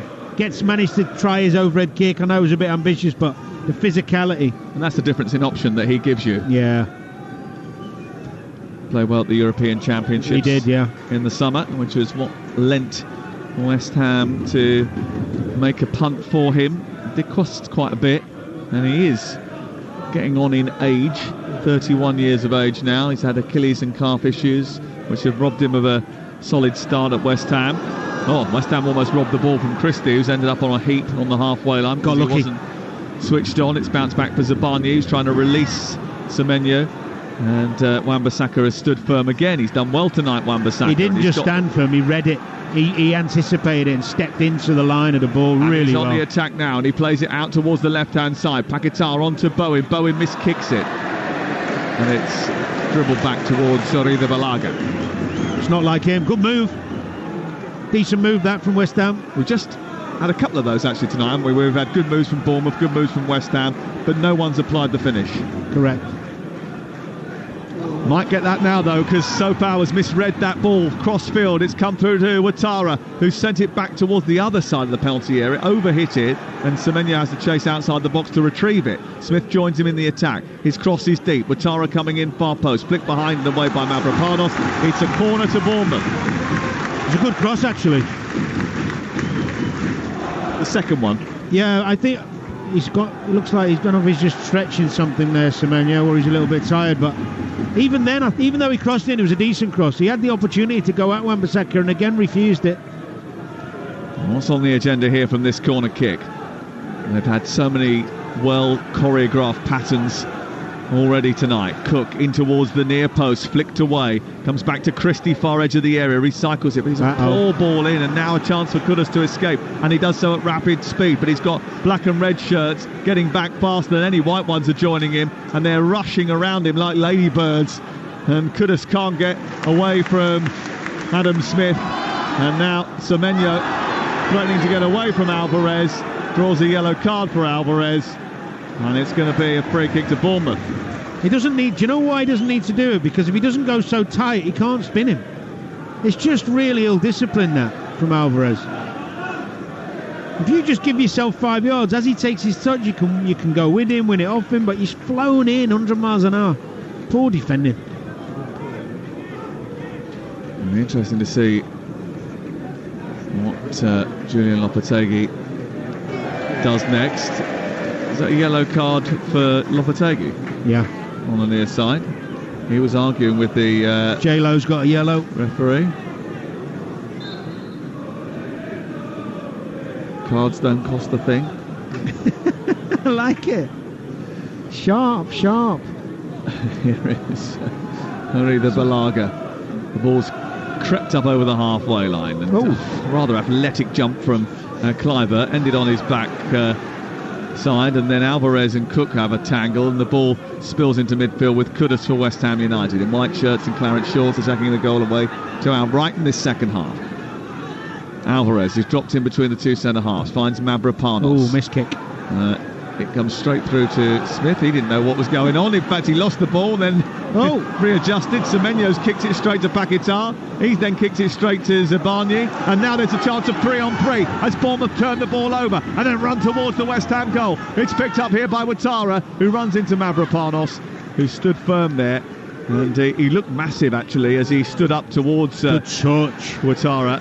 And then it goes up to Fulkrug, who held it up well, but then Bowen lost out to Zabarnyi, and now Bournemouth have it once again. There's two on this near side attacking the goal away to our left. Offside flag is up, though. And it's going to be a free kick to West Ham, and there's an opportunity for Zabarnyi to get a bit of treatment after colliding with Fulkrug. Now, Fulkrug has only been on the pitch for about 10 minutes, maybe not even that, and he has, maybe this is not the right phrase, but he has now softened up Zabarnyi. Yeah.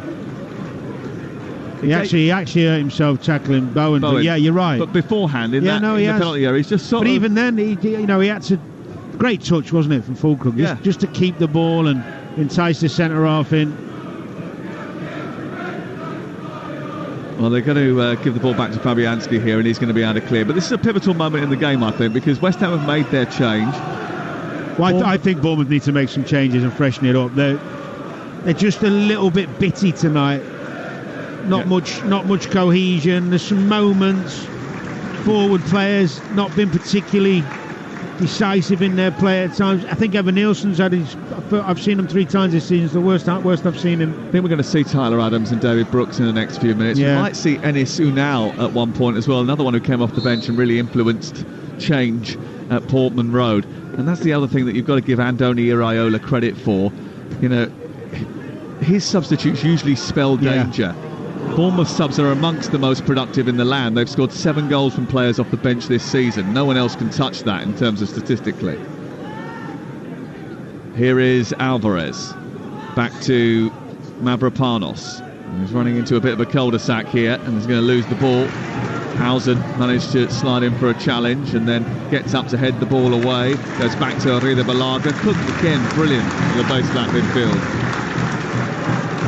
Here is Christie from deep, trying to orchestrate play. Oh, it's a poor ball out towards the far side. It was behind Semenyo, but too far in front of Smith, and West Ham have gobbled it up, and Kudus is running into the central area. He looks back, tries to feed it back to Alvarez, and then it goes back out onto this near side, and Sofao has it. He's chased by Ouattara into Bowen, tries to flick it back to Alvarez, who's being pursued by Justin Cliver, but it's Sofao who emerges with possession, sends it wide onto Bowen, into the penalty area, right-footed ball, flicks off the defender, and then Smith takes no chances and heads it behind with a little stooping, prodded header behind the post and out for a corner kick.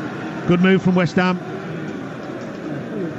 Sofao getting forward from right back, stayed in control of the ball while he was running with it, played a little cute ball into Bowen, got his cross in, and header at the back post from Smith just to make sure, be safe, take it out. Bowen's cross actually I think was aimed low towards Fulkrug, but Housen slid in, deflected the ball high up into the air. Here is the corner towards the penalty spot, headed away by Christie ahead of Bowen. The ball drops and it's controlled on the chest by Evan Nielsen, and then he falls over under pressure from Paquetá. I'm not sure that was a foul. The referee has got him out of jail there, because otherwise he's given the ball away on the edge of his own penalty area.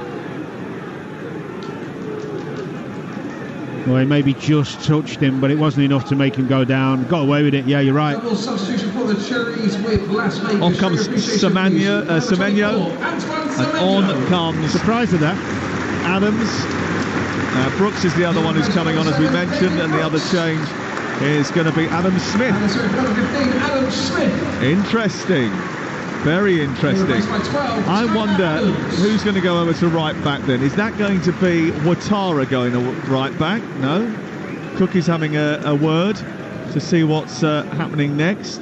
I don't think Tyler Adams is going to go to right back.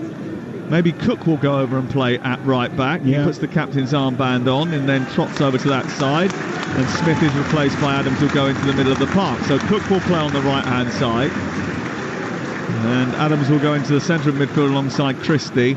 And now we've got Brooks playing on the right with Ouattara on the left and Evanilson and Kluivert still in the centre. Interesting. Yeah. Not what you saw coming? No, it wasn't actually. I'm surprised Semenyo's come off, although maybe, I mean, he does bring him off quite a bit actually, doesn't he? He's in the last 90 minutes that often. So maybe his fitness low, maybe he's a little bit leggy. Changing the right back didn't seem to be a big problem down there, although he's been chasing Kudus all evening, so... Our little mate Jesus Perez is here tonight, the USA assistant coach. Good lad. He's been watching Tyler Adams. Fleetwood 1, Accrington 1, the latest in League 2. Here on the far side, the ball is with Kudus, who smacks it against Cook. And then Cook straight in on Wan-Bissaka over on the far side to show that he means business playing in that right full-back row. As West Ham come forward with Kudus, who rolls past Brooks too easily. Cook is there again. And then Brooks sends it forward, but Kluivert had already gone. And he's given the ball away to Alvarez, who's hit it. It's taken a deflection. It's going to be a corner, that. Bournemouth 0, West Ham 0. The latest odds are available at Ladbrokes, where right now you can back Bournemouth to win at 17-10, West Ham 7-2. The draw is 21-20. That's all thanks to Ladbrokes. 18+, BeGambleAware.org. They've done well, West Ham, to recover and compose themselves in this second half. I thought at one point Bournemouth looked like they were getting on top, and they've just started to ease their way back in and gain a little bit of territory again, causing Bournemouth some problems. Here is the corner taken on the far side by Lucas Paquetá in towards Kilman. The header from Mavropanos is well wide. He got up actually behind Kilman, headed the ball towards goal. It went wide of the upright away to our right hand side. And it's being tussled with by Tyler Adams. Then it went well wide of Kepa Arrizabalaga's goal. Tomorrow morning, by the way, Jeff Stelling, Ali McCoy's back together from 6 a.m. I was listening to them this morning. And if you fancy something different in your morning commute, there's always Chris Evans at breakfast on Virgin Radio every weekday from 6:30, and you can listen to that on DAB Digital Radio. Download the app at Virgin Radio. Actually, if you've got the Talksport app, you can flick through and listen to it as well. I have. Have you? Yeah. Good. Here is Kirkesh. Nice on the old dog walk. Sending the ball round the corner for Ouattara to chase was Christie, but they forced Sofal into swiping the ball out for a throw-in down by the corner flag away to our left. And it's an even-Steven game, this. And I just wonder if one goal will settle it. Kluivert in towards the far post, flicked away by the West Ham defence, which has been a little bit sturdier tonight. When you think about how many goals they've conceded this season, they actually have looked relatively solid. Here is Brooks over on the far side into Christie. Christie trying to send the ball down the right for Evanilson into the penalty area. Left-footed shot cuts back in, and it was blocked by Kilman. And actually, I think he showed too much of it to Kilman. It was brilliant from Christie and Brooks. Nice and calm, nice and patient. Get the ball into Evanilson, and then again, no conviction. No quality there, lashed at it, Kilman got the block. And that's the story of the night, actually, isn't it? Yeah, created chances, no finish. Holkrug, lovely into Kudus. Kudus round the corner. Zabani with a tackle. What a superb. Absolutely superb. He flew into that block, and he had to. And as the ball came down from Holkrug, who did really well, actually, held the ball up after it was spilt, got it in and played it out towards the left-hand side, and Kudus couldn't get away because Zabani was there. Here is David Brooks at the other end for Bournemouth, who are now on the attack. Somerville preparing to enter the fray. Ball collected by Kluivert. Back out wide. It's gone too far for Kirkes. Down by the corner flag. Tussling with Sofal. Throw into Bournemouth. You were about to say. Great ball from Fulkrug. Drilled it into Kudos. Took a nice charge. Brilliant tackle, wasn't it? Great bit of play. I actually think it's been quite an entertaining game. It's been intriguing. Here is Adams down the left, feeding Kirkes, left-footed towards the far post. It's over the head of Ouattara. Comes out the other side, recycled by Cook. The deflection takes it behind. It's a corner. This is Talksport. It's Bournemouth 0, West Ham United 0 on Talksport with Enterprise Rent-A-Car. Whatever the mission, home or away, Enterprise helps 120,000 people every day. Here's the corner, far side, to be taken by Ryan Christie, the Scotland international. Going to make a change in just a second, West Ham. Just looking to see who's going to come on. I think it's Skulls in towards the near post. Pushed away by Fabianski from Evan Nilsson's flick on. Brilliant. Fabianski getting there after... It was good reactions, actually, from the flick of the near post from Evan Nilsson. Keeper did well. Good ball in from Christie. Skulls and Somerville about to come on for West Ham. Here's the corner in towards the middle of the 6-yard box. So foul away. Down by Tyler Adams and back into Brooks. Brooks on the edge of the area trying to get it onto his left foot to get a shot away. No. Does that, but it's too high. And it's over the top. It's too high with it, and he's leaning back. You're not set to do that. It's just a bit, come on, a sub. He obviously wants to make an impact, but he wasn't set. Scars may be coming on at left back here, and I think he'll replace Sofal. That means that Wan-Bissaka will go to right back. Somerville, it'll be interesting to see who he comes on for. They want to get the change done now. Lopetegui trying to indicate to the referee that he wants the change. He wants it done quickly. Sofal coming off quickly. The other one coming off is Edison Alvarez. So Paquetá will go deeper, and Somerville will go into the front line. Bowen will go behind Fulkrug, will he? And Somerville will come out to the left and Kudus out to the right. Interesting, we'll see what happens. They're having a conflab on the near touch line. And certainly Sofal's gone back onto the pitch to have a word with Wan-Bissaka. Hold on, is he trying to pass on instructions, or is it Wan-Bissaka who's going to come off? Wan-Bissaka has now come over to the near touchline to get instructions. What is going on here? This is ridiculous. Kudus has come off, and on comes Somerville. Skulls has come off, but who else has come off? Nobody yet. I think it's going to be Sofal, but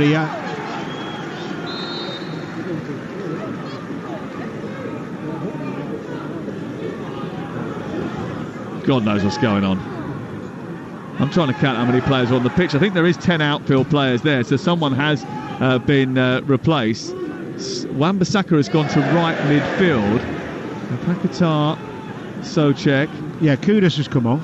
It was Kudus who come off, yeah. And Alvarez, yeah. So now we've got a back three, have we, for West Ham? With Wan-Bissaka playing as the right wing back. Yeah, it looks that way. It took a very long time over that change, and they weren't very clear with it. And eventually, we've got our full complement again. And Fulkrug as the lone striker. 5-4-1. Interesting. Let's see what happens. Is that a negative change from Lopetegui? We'll soon see.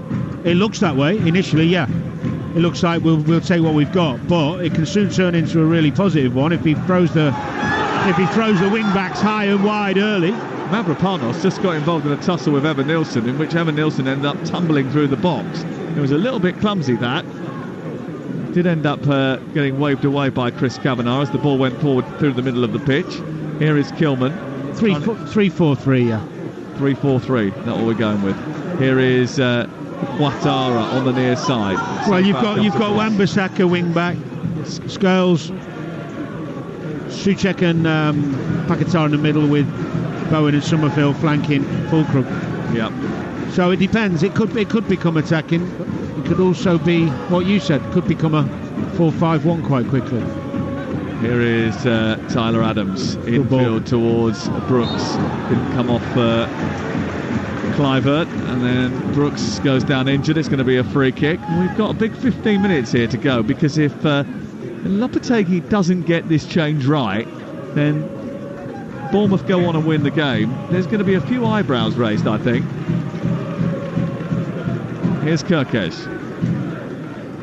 It'll be interesting to see what happens with him anyway, because I don't think they can continue with this situation as it is at the moment, where every game is, is this the one where he loses his job? That's not a good working environment for anyone. No, not for the players especially. Never mind him. Here's Brooks over on the far side, getting towards the edge of the box, into Kluivert, then back wide again, gets the return ball. He's in behind here. Kluivert sends it into the centre of the 6-yard box, but again it was cut out by Socek, and it's away for a throw into Bournemouth.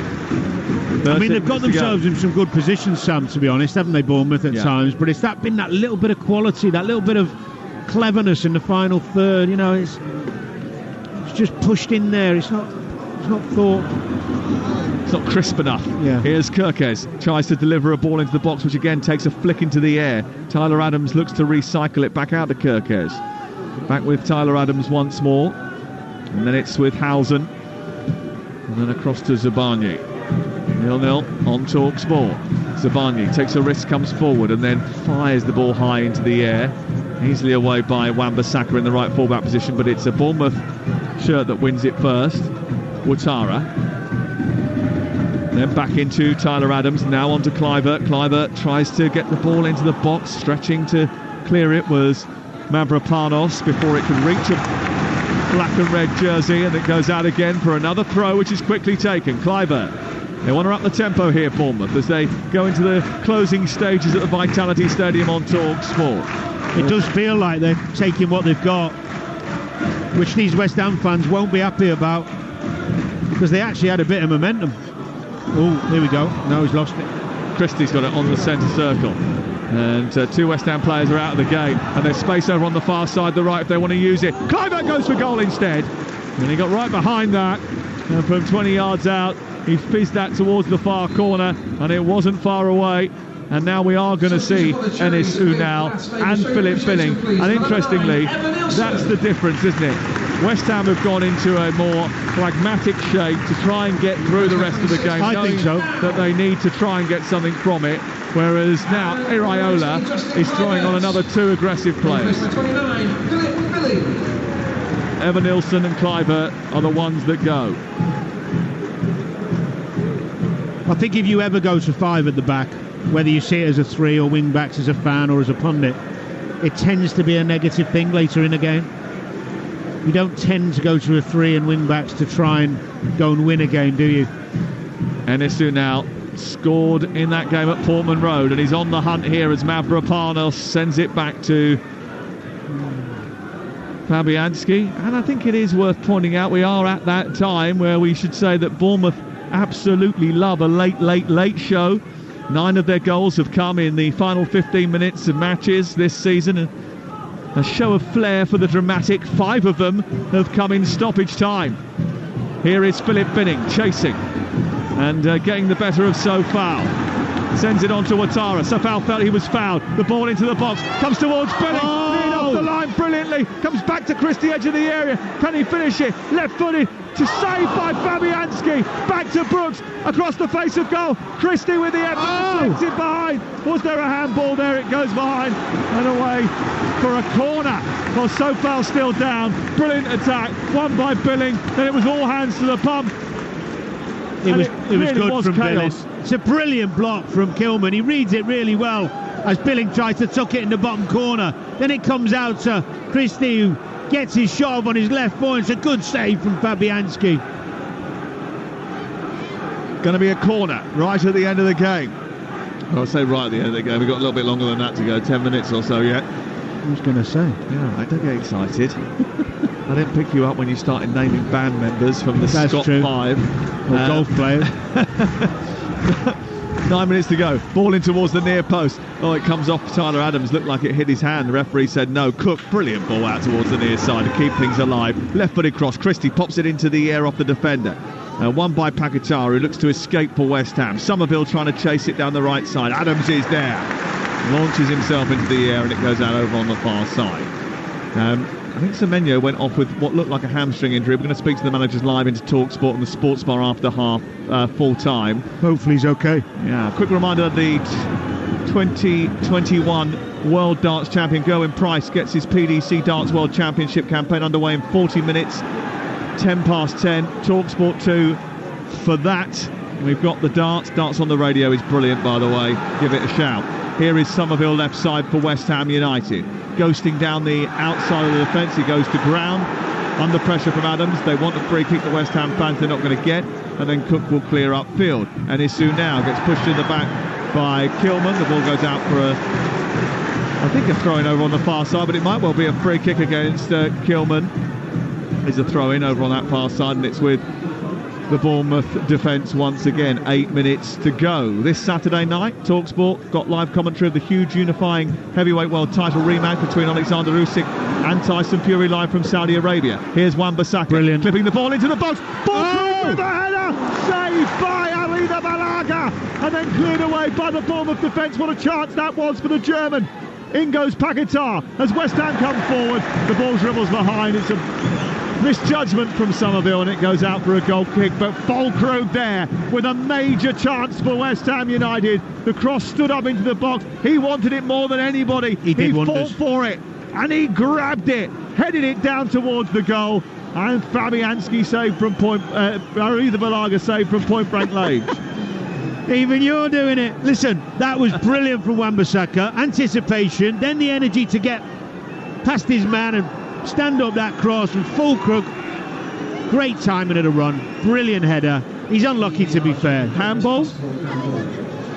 Checking for a possible handball. Tyler Adams has got his arm outstretched.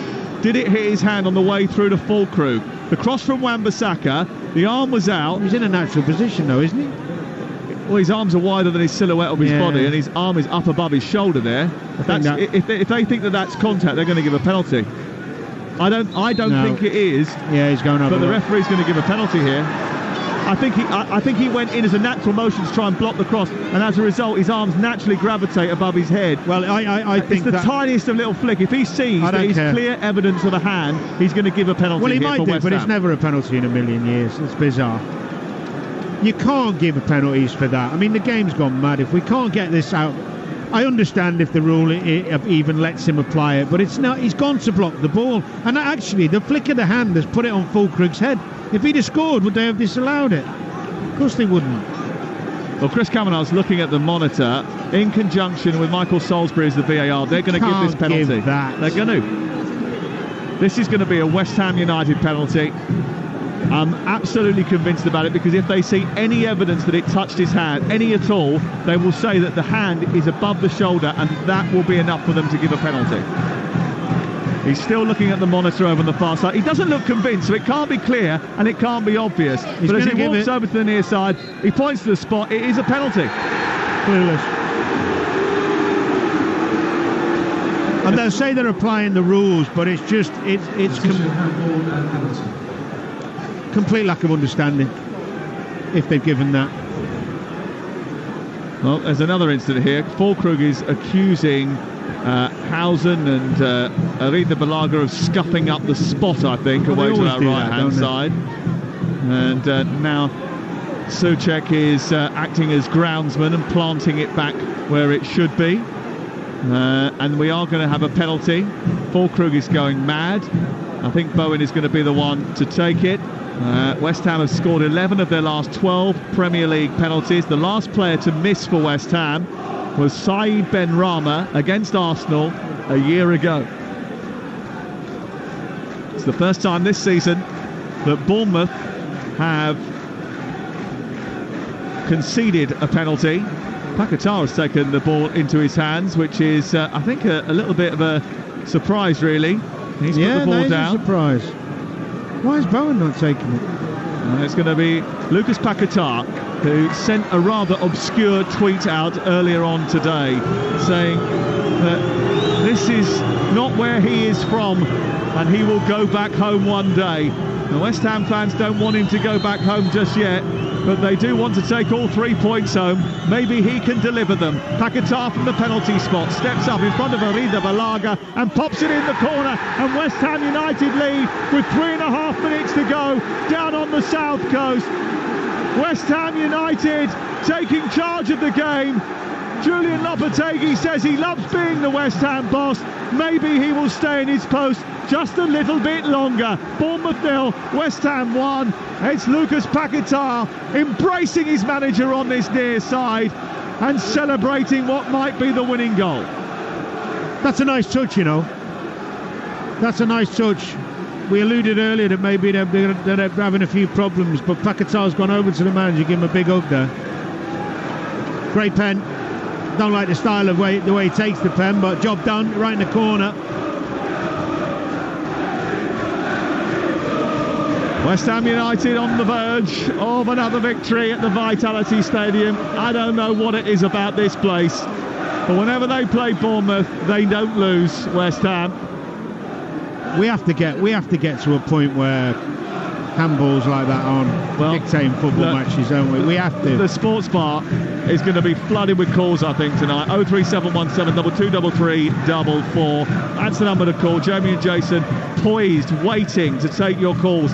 What do they think about that handball? Well, do you know what? Sometimes not even what we think, is it? We know the rules now, and they're probably abiding by them to a degree. They are. The reality is, we can't have this level of football being decided on ridiculous. I mean, it's got to be back to deliberate handball, hasn't it? It's got to go back to deliberate handball. I mean, I think that is one of those motions that Tyler Adams has committed there. That is both his arms being out of his natural silhouette of his body, but a natural movement. Exactly that. And that's where, as a referee, you have to almost apply a bit of common sense. Because it was natural. He's not trying to handball. Adrian Durham's just giving me a dirty look. The suggestion that they might do that seems to be an anathema. 90 seconds to go. They've won a free kick. Enis Unal has been fouled by Mavropanos on the edge of the penalty area. And standing over the ball, Enis Unal and Philip Binning, Lewis Cook there as well. It's 1-0 to West Ham going into the final minute. Remember, they were 1-0 down going into stoppage time. Everything all right? Yeah, sorry. Against Ipswich last week. Forgot I was on air. What happens next? Enis Unal steps up for a free kick, which is dead centre, just 5 yards outside the D. Hits it right, put it in. Oh yes! What a goal! What an equaliser! What a strike! It's amazing! It's hit with power and precision. It's into the postage stamp, and Enis Unal has levelled the score just moments after West Ham went in front. It's a terrific Christmas cracker from Enis Unal, and it's 1-1. Well, that is as good a free kick as you will see. Beautiful technique. Quite a way out. Over the wall, dipping, curling away from the keeper's right hand. What a goal that is. Yeah, that's a beautiful technique. What did I tell you? Bournemouth, they love the late show. What did I tell you? It's not going to be 0-0. It's 1-1, and there are 8 minutes of added time. 8 more minutes of entertainment to come on Talksport. Adams cracks into a challenge with Fulcro. The ball spills to the near side. A brilliant moment for Enis Unal. Didn't really over-celebrate what was a terrific goal. He wants a free kick here. Billings emerge with the ball, so they play on. And Bournemouth might think there's a winner in this for them now, because the momentum has shifted just after West Ham had taken the lead. Well, this is the great thing about the Premier League and football, isn't it? Not just Premier League, all football, is that you can be meandering our way through a game from a commentary point of view, and then the excitement gets you, the contentious issues get you, and all of a sudden the crowd's gone mad. I mean, who would be a football manager? Oh. You get yourself a bit of fortune, you go in front, and then all of a sudden you're back to square one again. And Julian Lopetegui absolutely furious on this near side, can't believe it. He'd be furious with Mavropanos for giving away the free kick in the first place. Yeah, maybe. Ball cleared out towards the near side, and it's headed away by Kirkesh. forward by Ouattara. And now Christie charges forward. He's got Kirkes on the near touchline. Oh, they couldn't, could they? Ouattara runs on the underlap, goes past Sofal, gets into the area. His cross hits Trufal, goes out for a corner. We're into the final few minutes here. We're in stoppage time. It's 1-1 on Talksport. Can they turn it around again? They did it at Portman Road.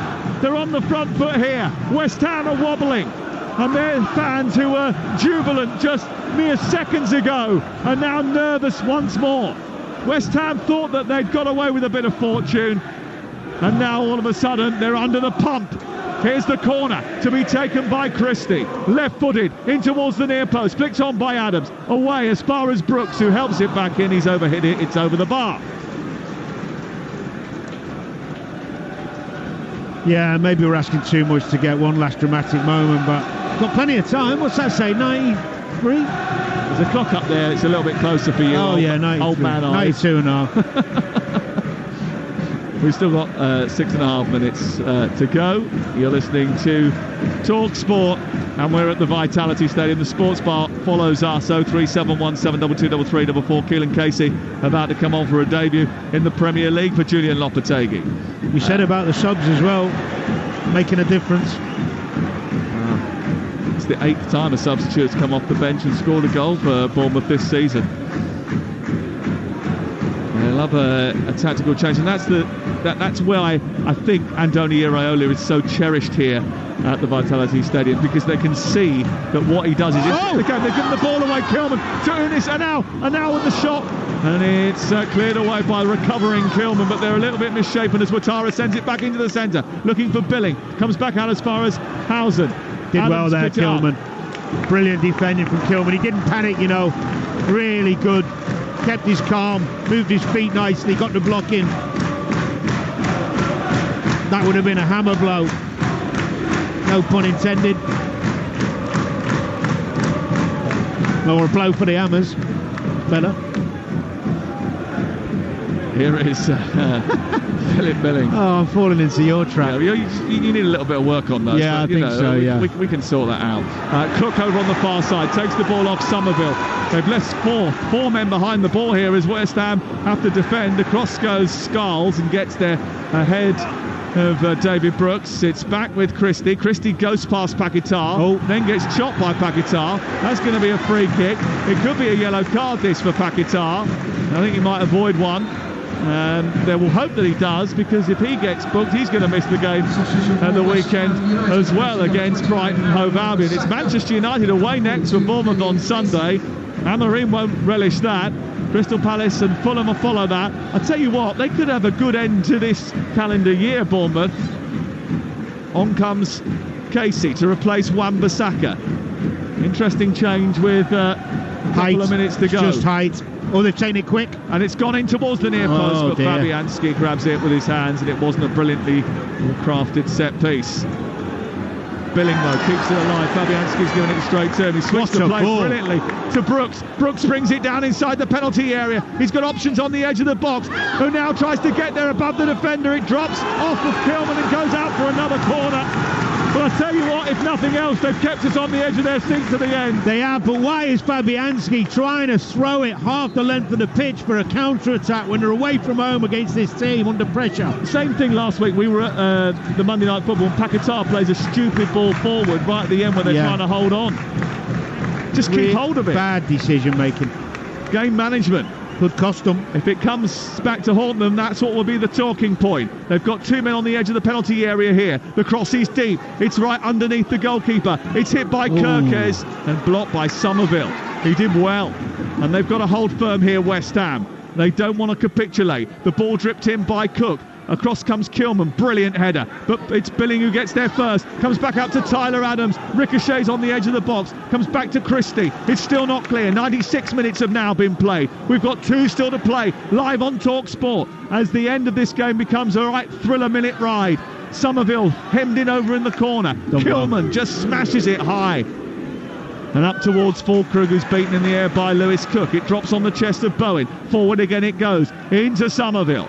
Somerville tries to turn, but he's blocked by Christie. It's loose. Cook's got it back. West Ham getting irritated. Their supporters over on the far side getting irritated because they're giving the ball away, but they've won it back. Bowen onto the near side, collected over on the far touchline now by Scarles. His cross takes a deflection, might come through to Fulcrew, sets it up for Sofao, and it hits the back of Hausen and comes out on this near side. I thought it was in from our angle till he blocked it.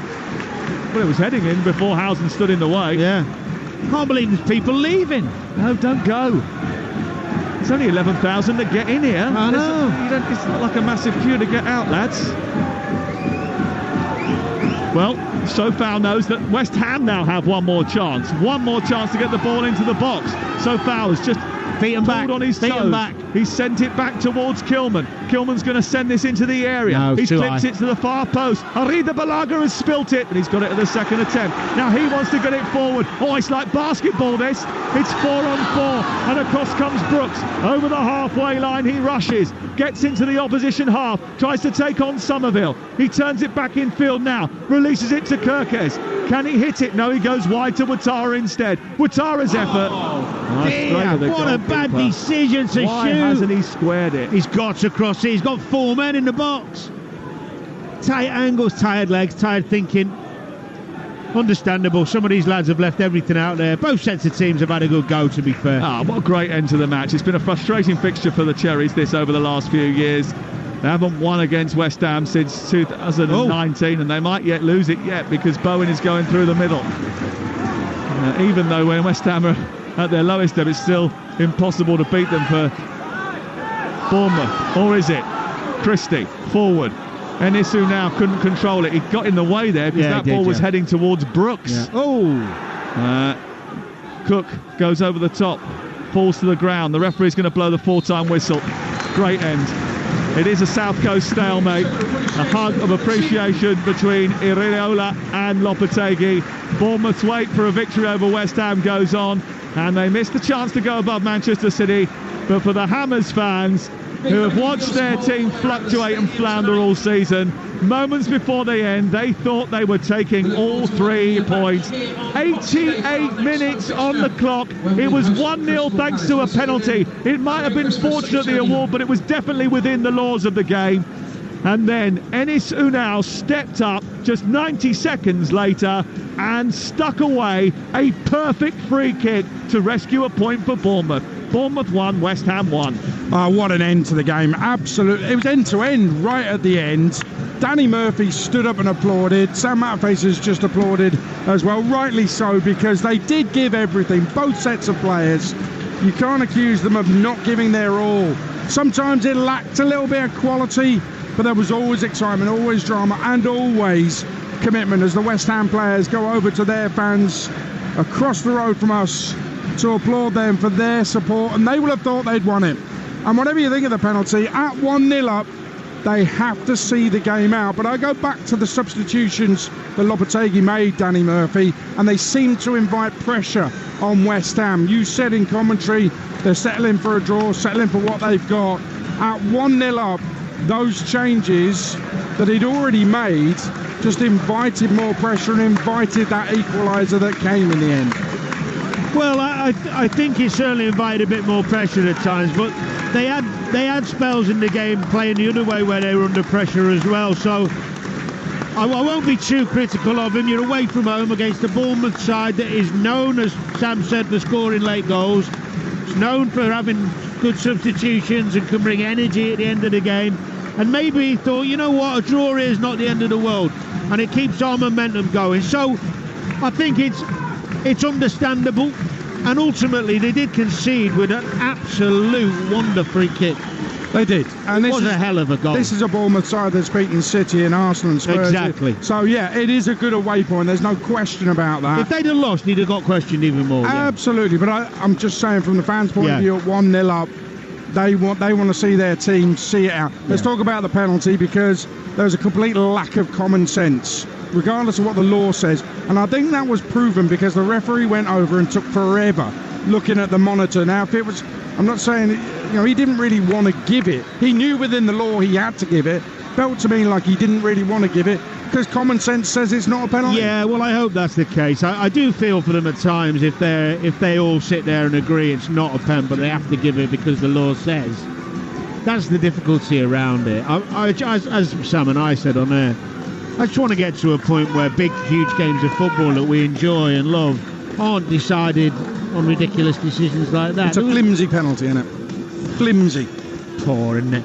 It's really poor. Can you imagine losing a cup final or a promotion day, whatever, on something as ridiculous as that? What we've done is, with the laws of the game, we've made it very black and white, very binary. No room for common sense. No room for a referee or an official to apply common sense. No, do you know, the irony of it is this, that little slight deflection on his hand gave it the angle and the trajectory to go to Fulkrug's head. Yeah. And if he'd have scored and they'd have won 1-0 with that header, or gone 1-up, with that header, they weren't disallowing it for the handball, were they? So where's the logic in that then? No logic at all. The free kick was brilliant, you're right. Although Fabianski's not in the centre of his goal, and I thought it was so far out that him being in the centre is... I'm no goalkeeper coach or keeper, but when I look back at the replay, it looked a little bit odd to me, but it's a brilliant hit. I think you could argue he maybe moved... You never...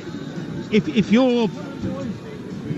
A goalkeeper generally, when he's in goal from a free kick, is going to be on one side more near on his wall. Yeah. So he's leaving more of that side to encourage you to try and get it over the wall. What you could argue is maybe he was a bit late or not quick enough moving his feet to get across. But when you watch it more and more, he has whipped it with great pace, and it's moving away from him. Now, you could argue that maybe there's some of the best keepers in the world would get there, fair enough. But still, the technique was wonderful. And it wasn't a soft free kick, it was a whiz. So I'd give him the benefit of the doubt there and admire the technique of it. You could sense his celebration. He didn't... If you score a free kick like that, and I've been fortunate enough to do it, I don't know how he's kept the lid on it. He must be frustrated he's not starting. Did you see his face? Oh, yeah, he was trying to act all cool. Yeah, no, I can understand. He was trying to make a point. Paquetá, having scored the penalty, made his point. That was nice. What was he saying there? I'm not sure what type of relationship they've had recently, when they've had some ups and downs. Yeah, by the way, for those who don't know, he had a hug with Lopetegui after scoring the penalty. So he scored the penalty, Paquetá, and he's come over and he's on his own, and Lopetegui's come out and he's given him a hug.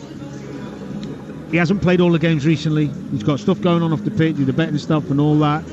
So much going on. It was nice for him to come over, and maybe because he's probably supported him and helped him, obviously. So he's come over and thanked him for that, and I thought that was a nice touch, because what it does is it gives the fans an indication that the players are happy, or at least getting on with him and supporting him, and vice versa, and it can simmer the fans down when they see that rapport.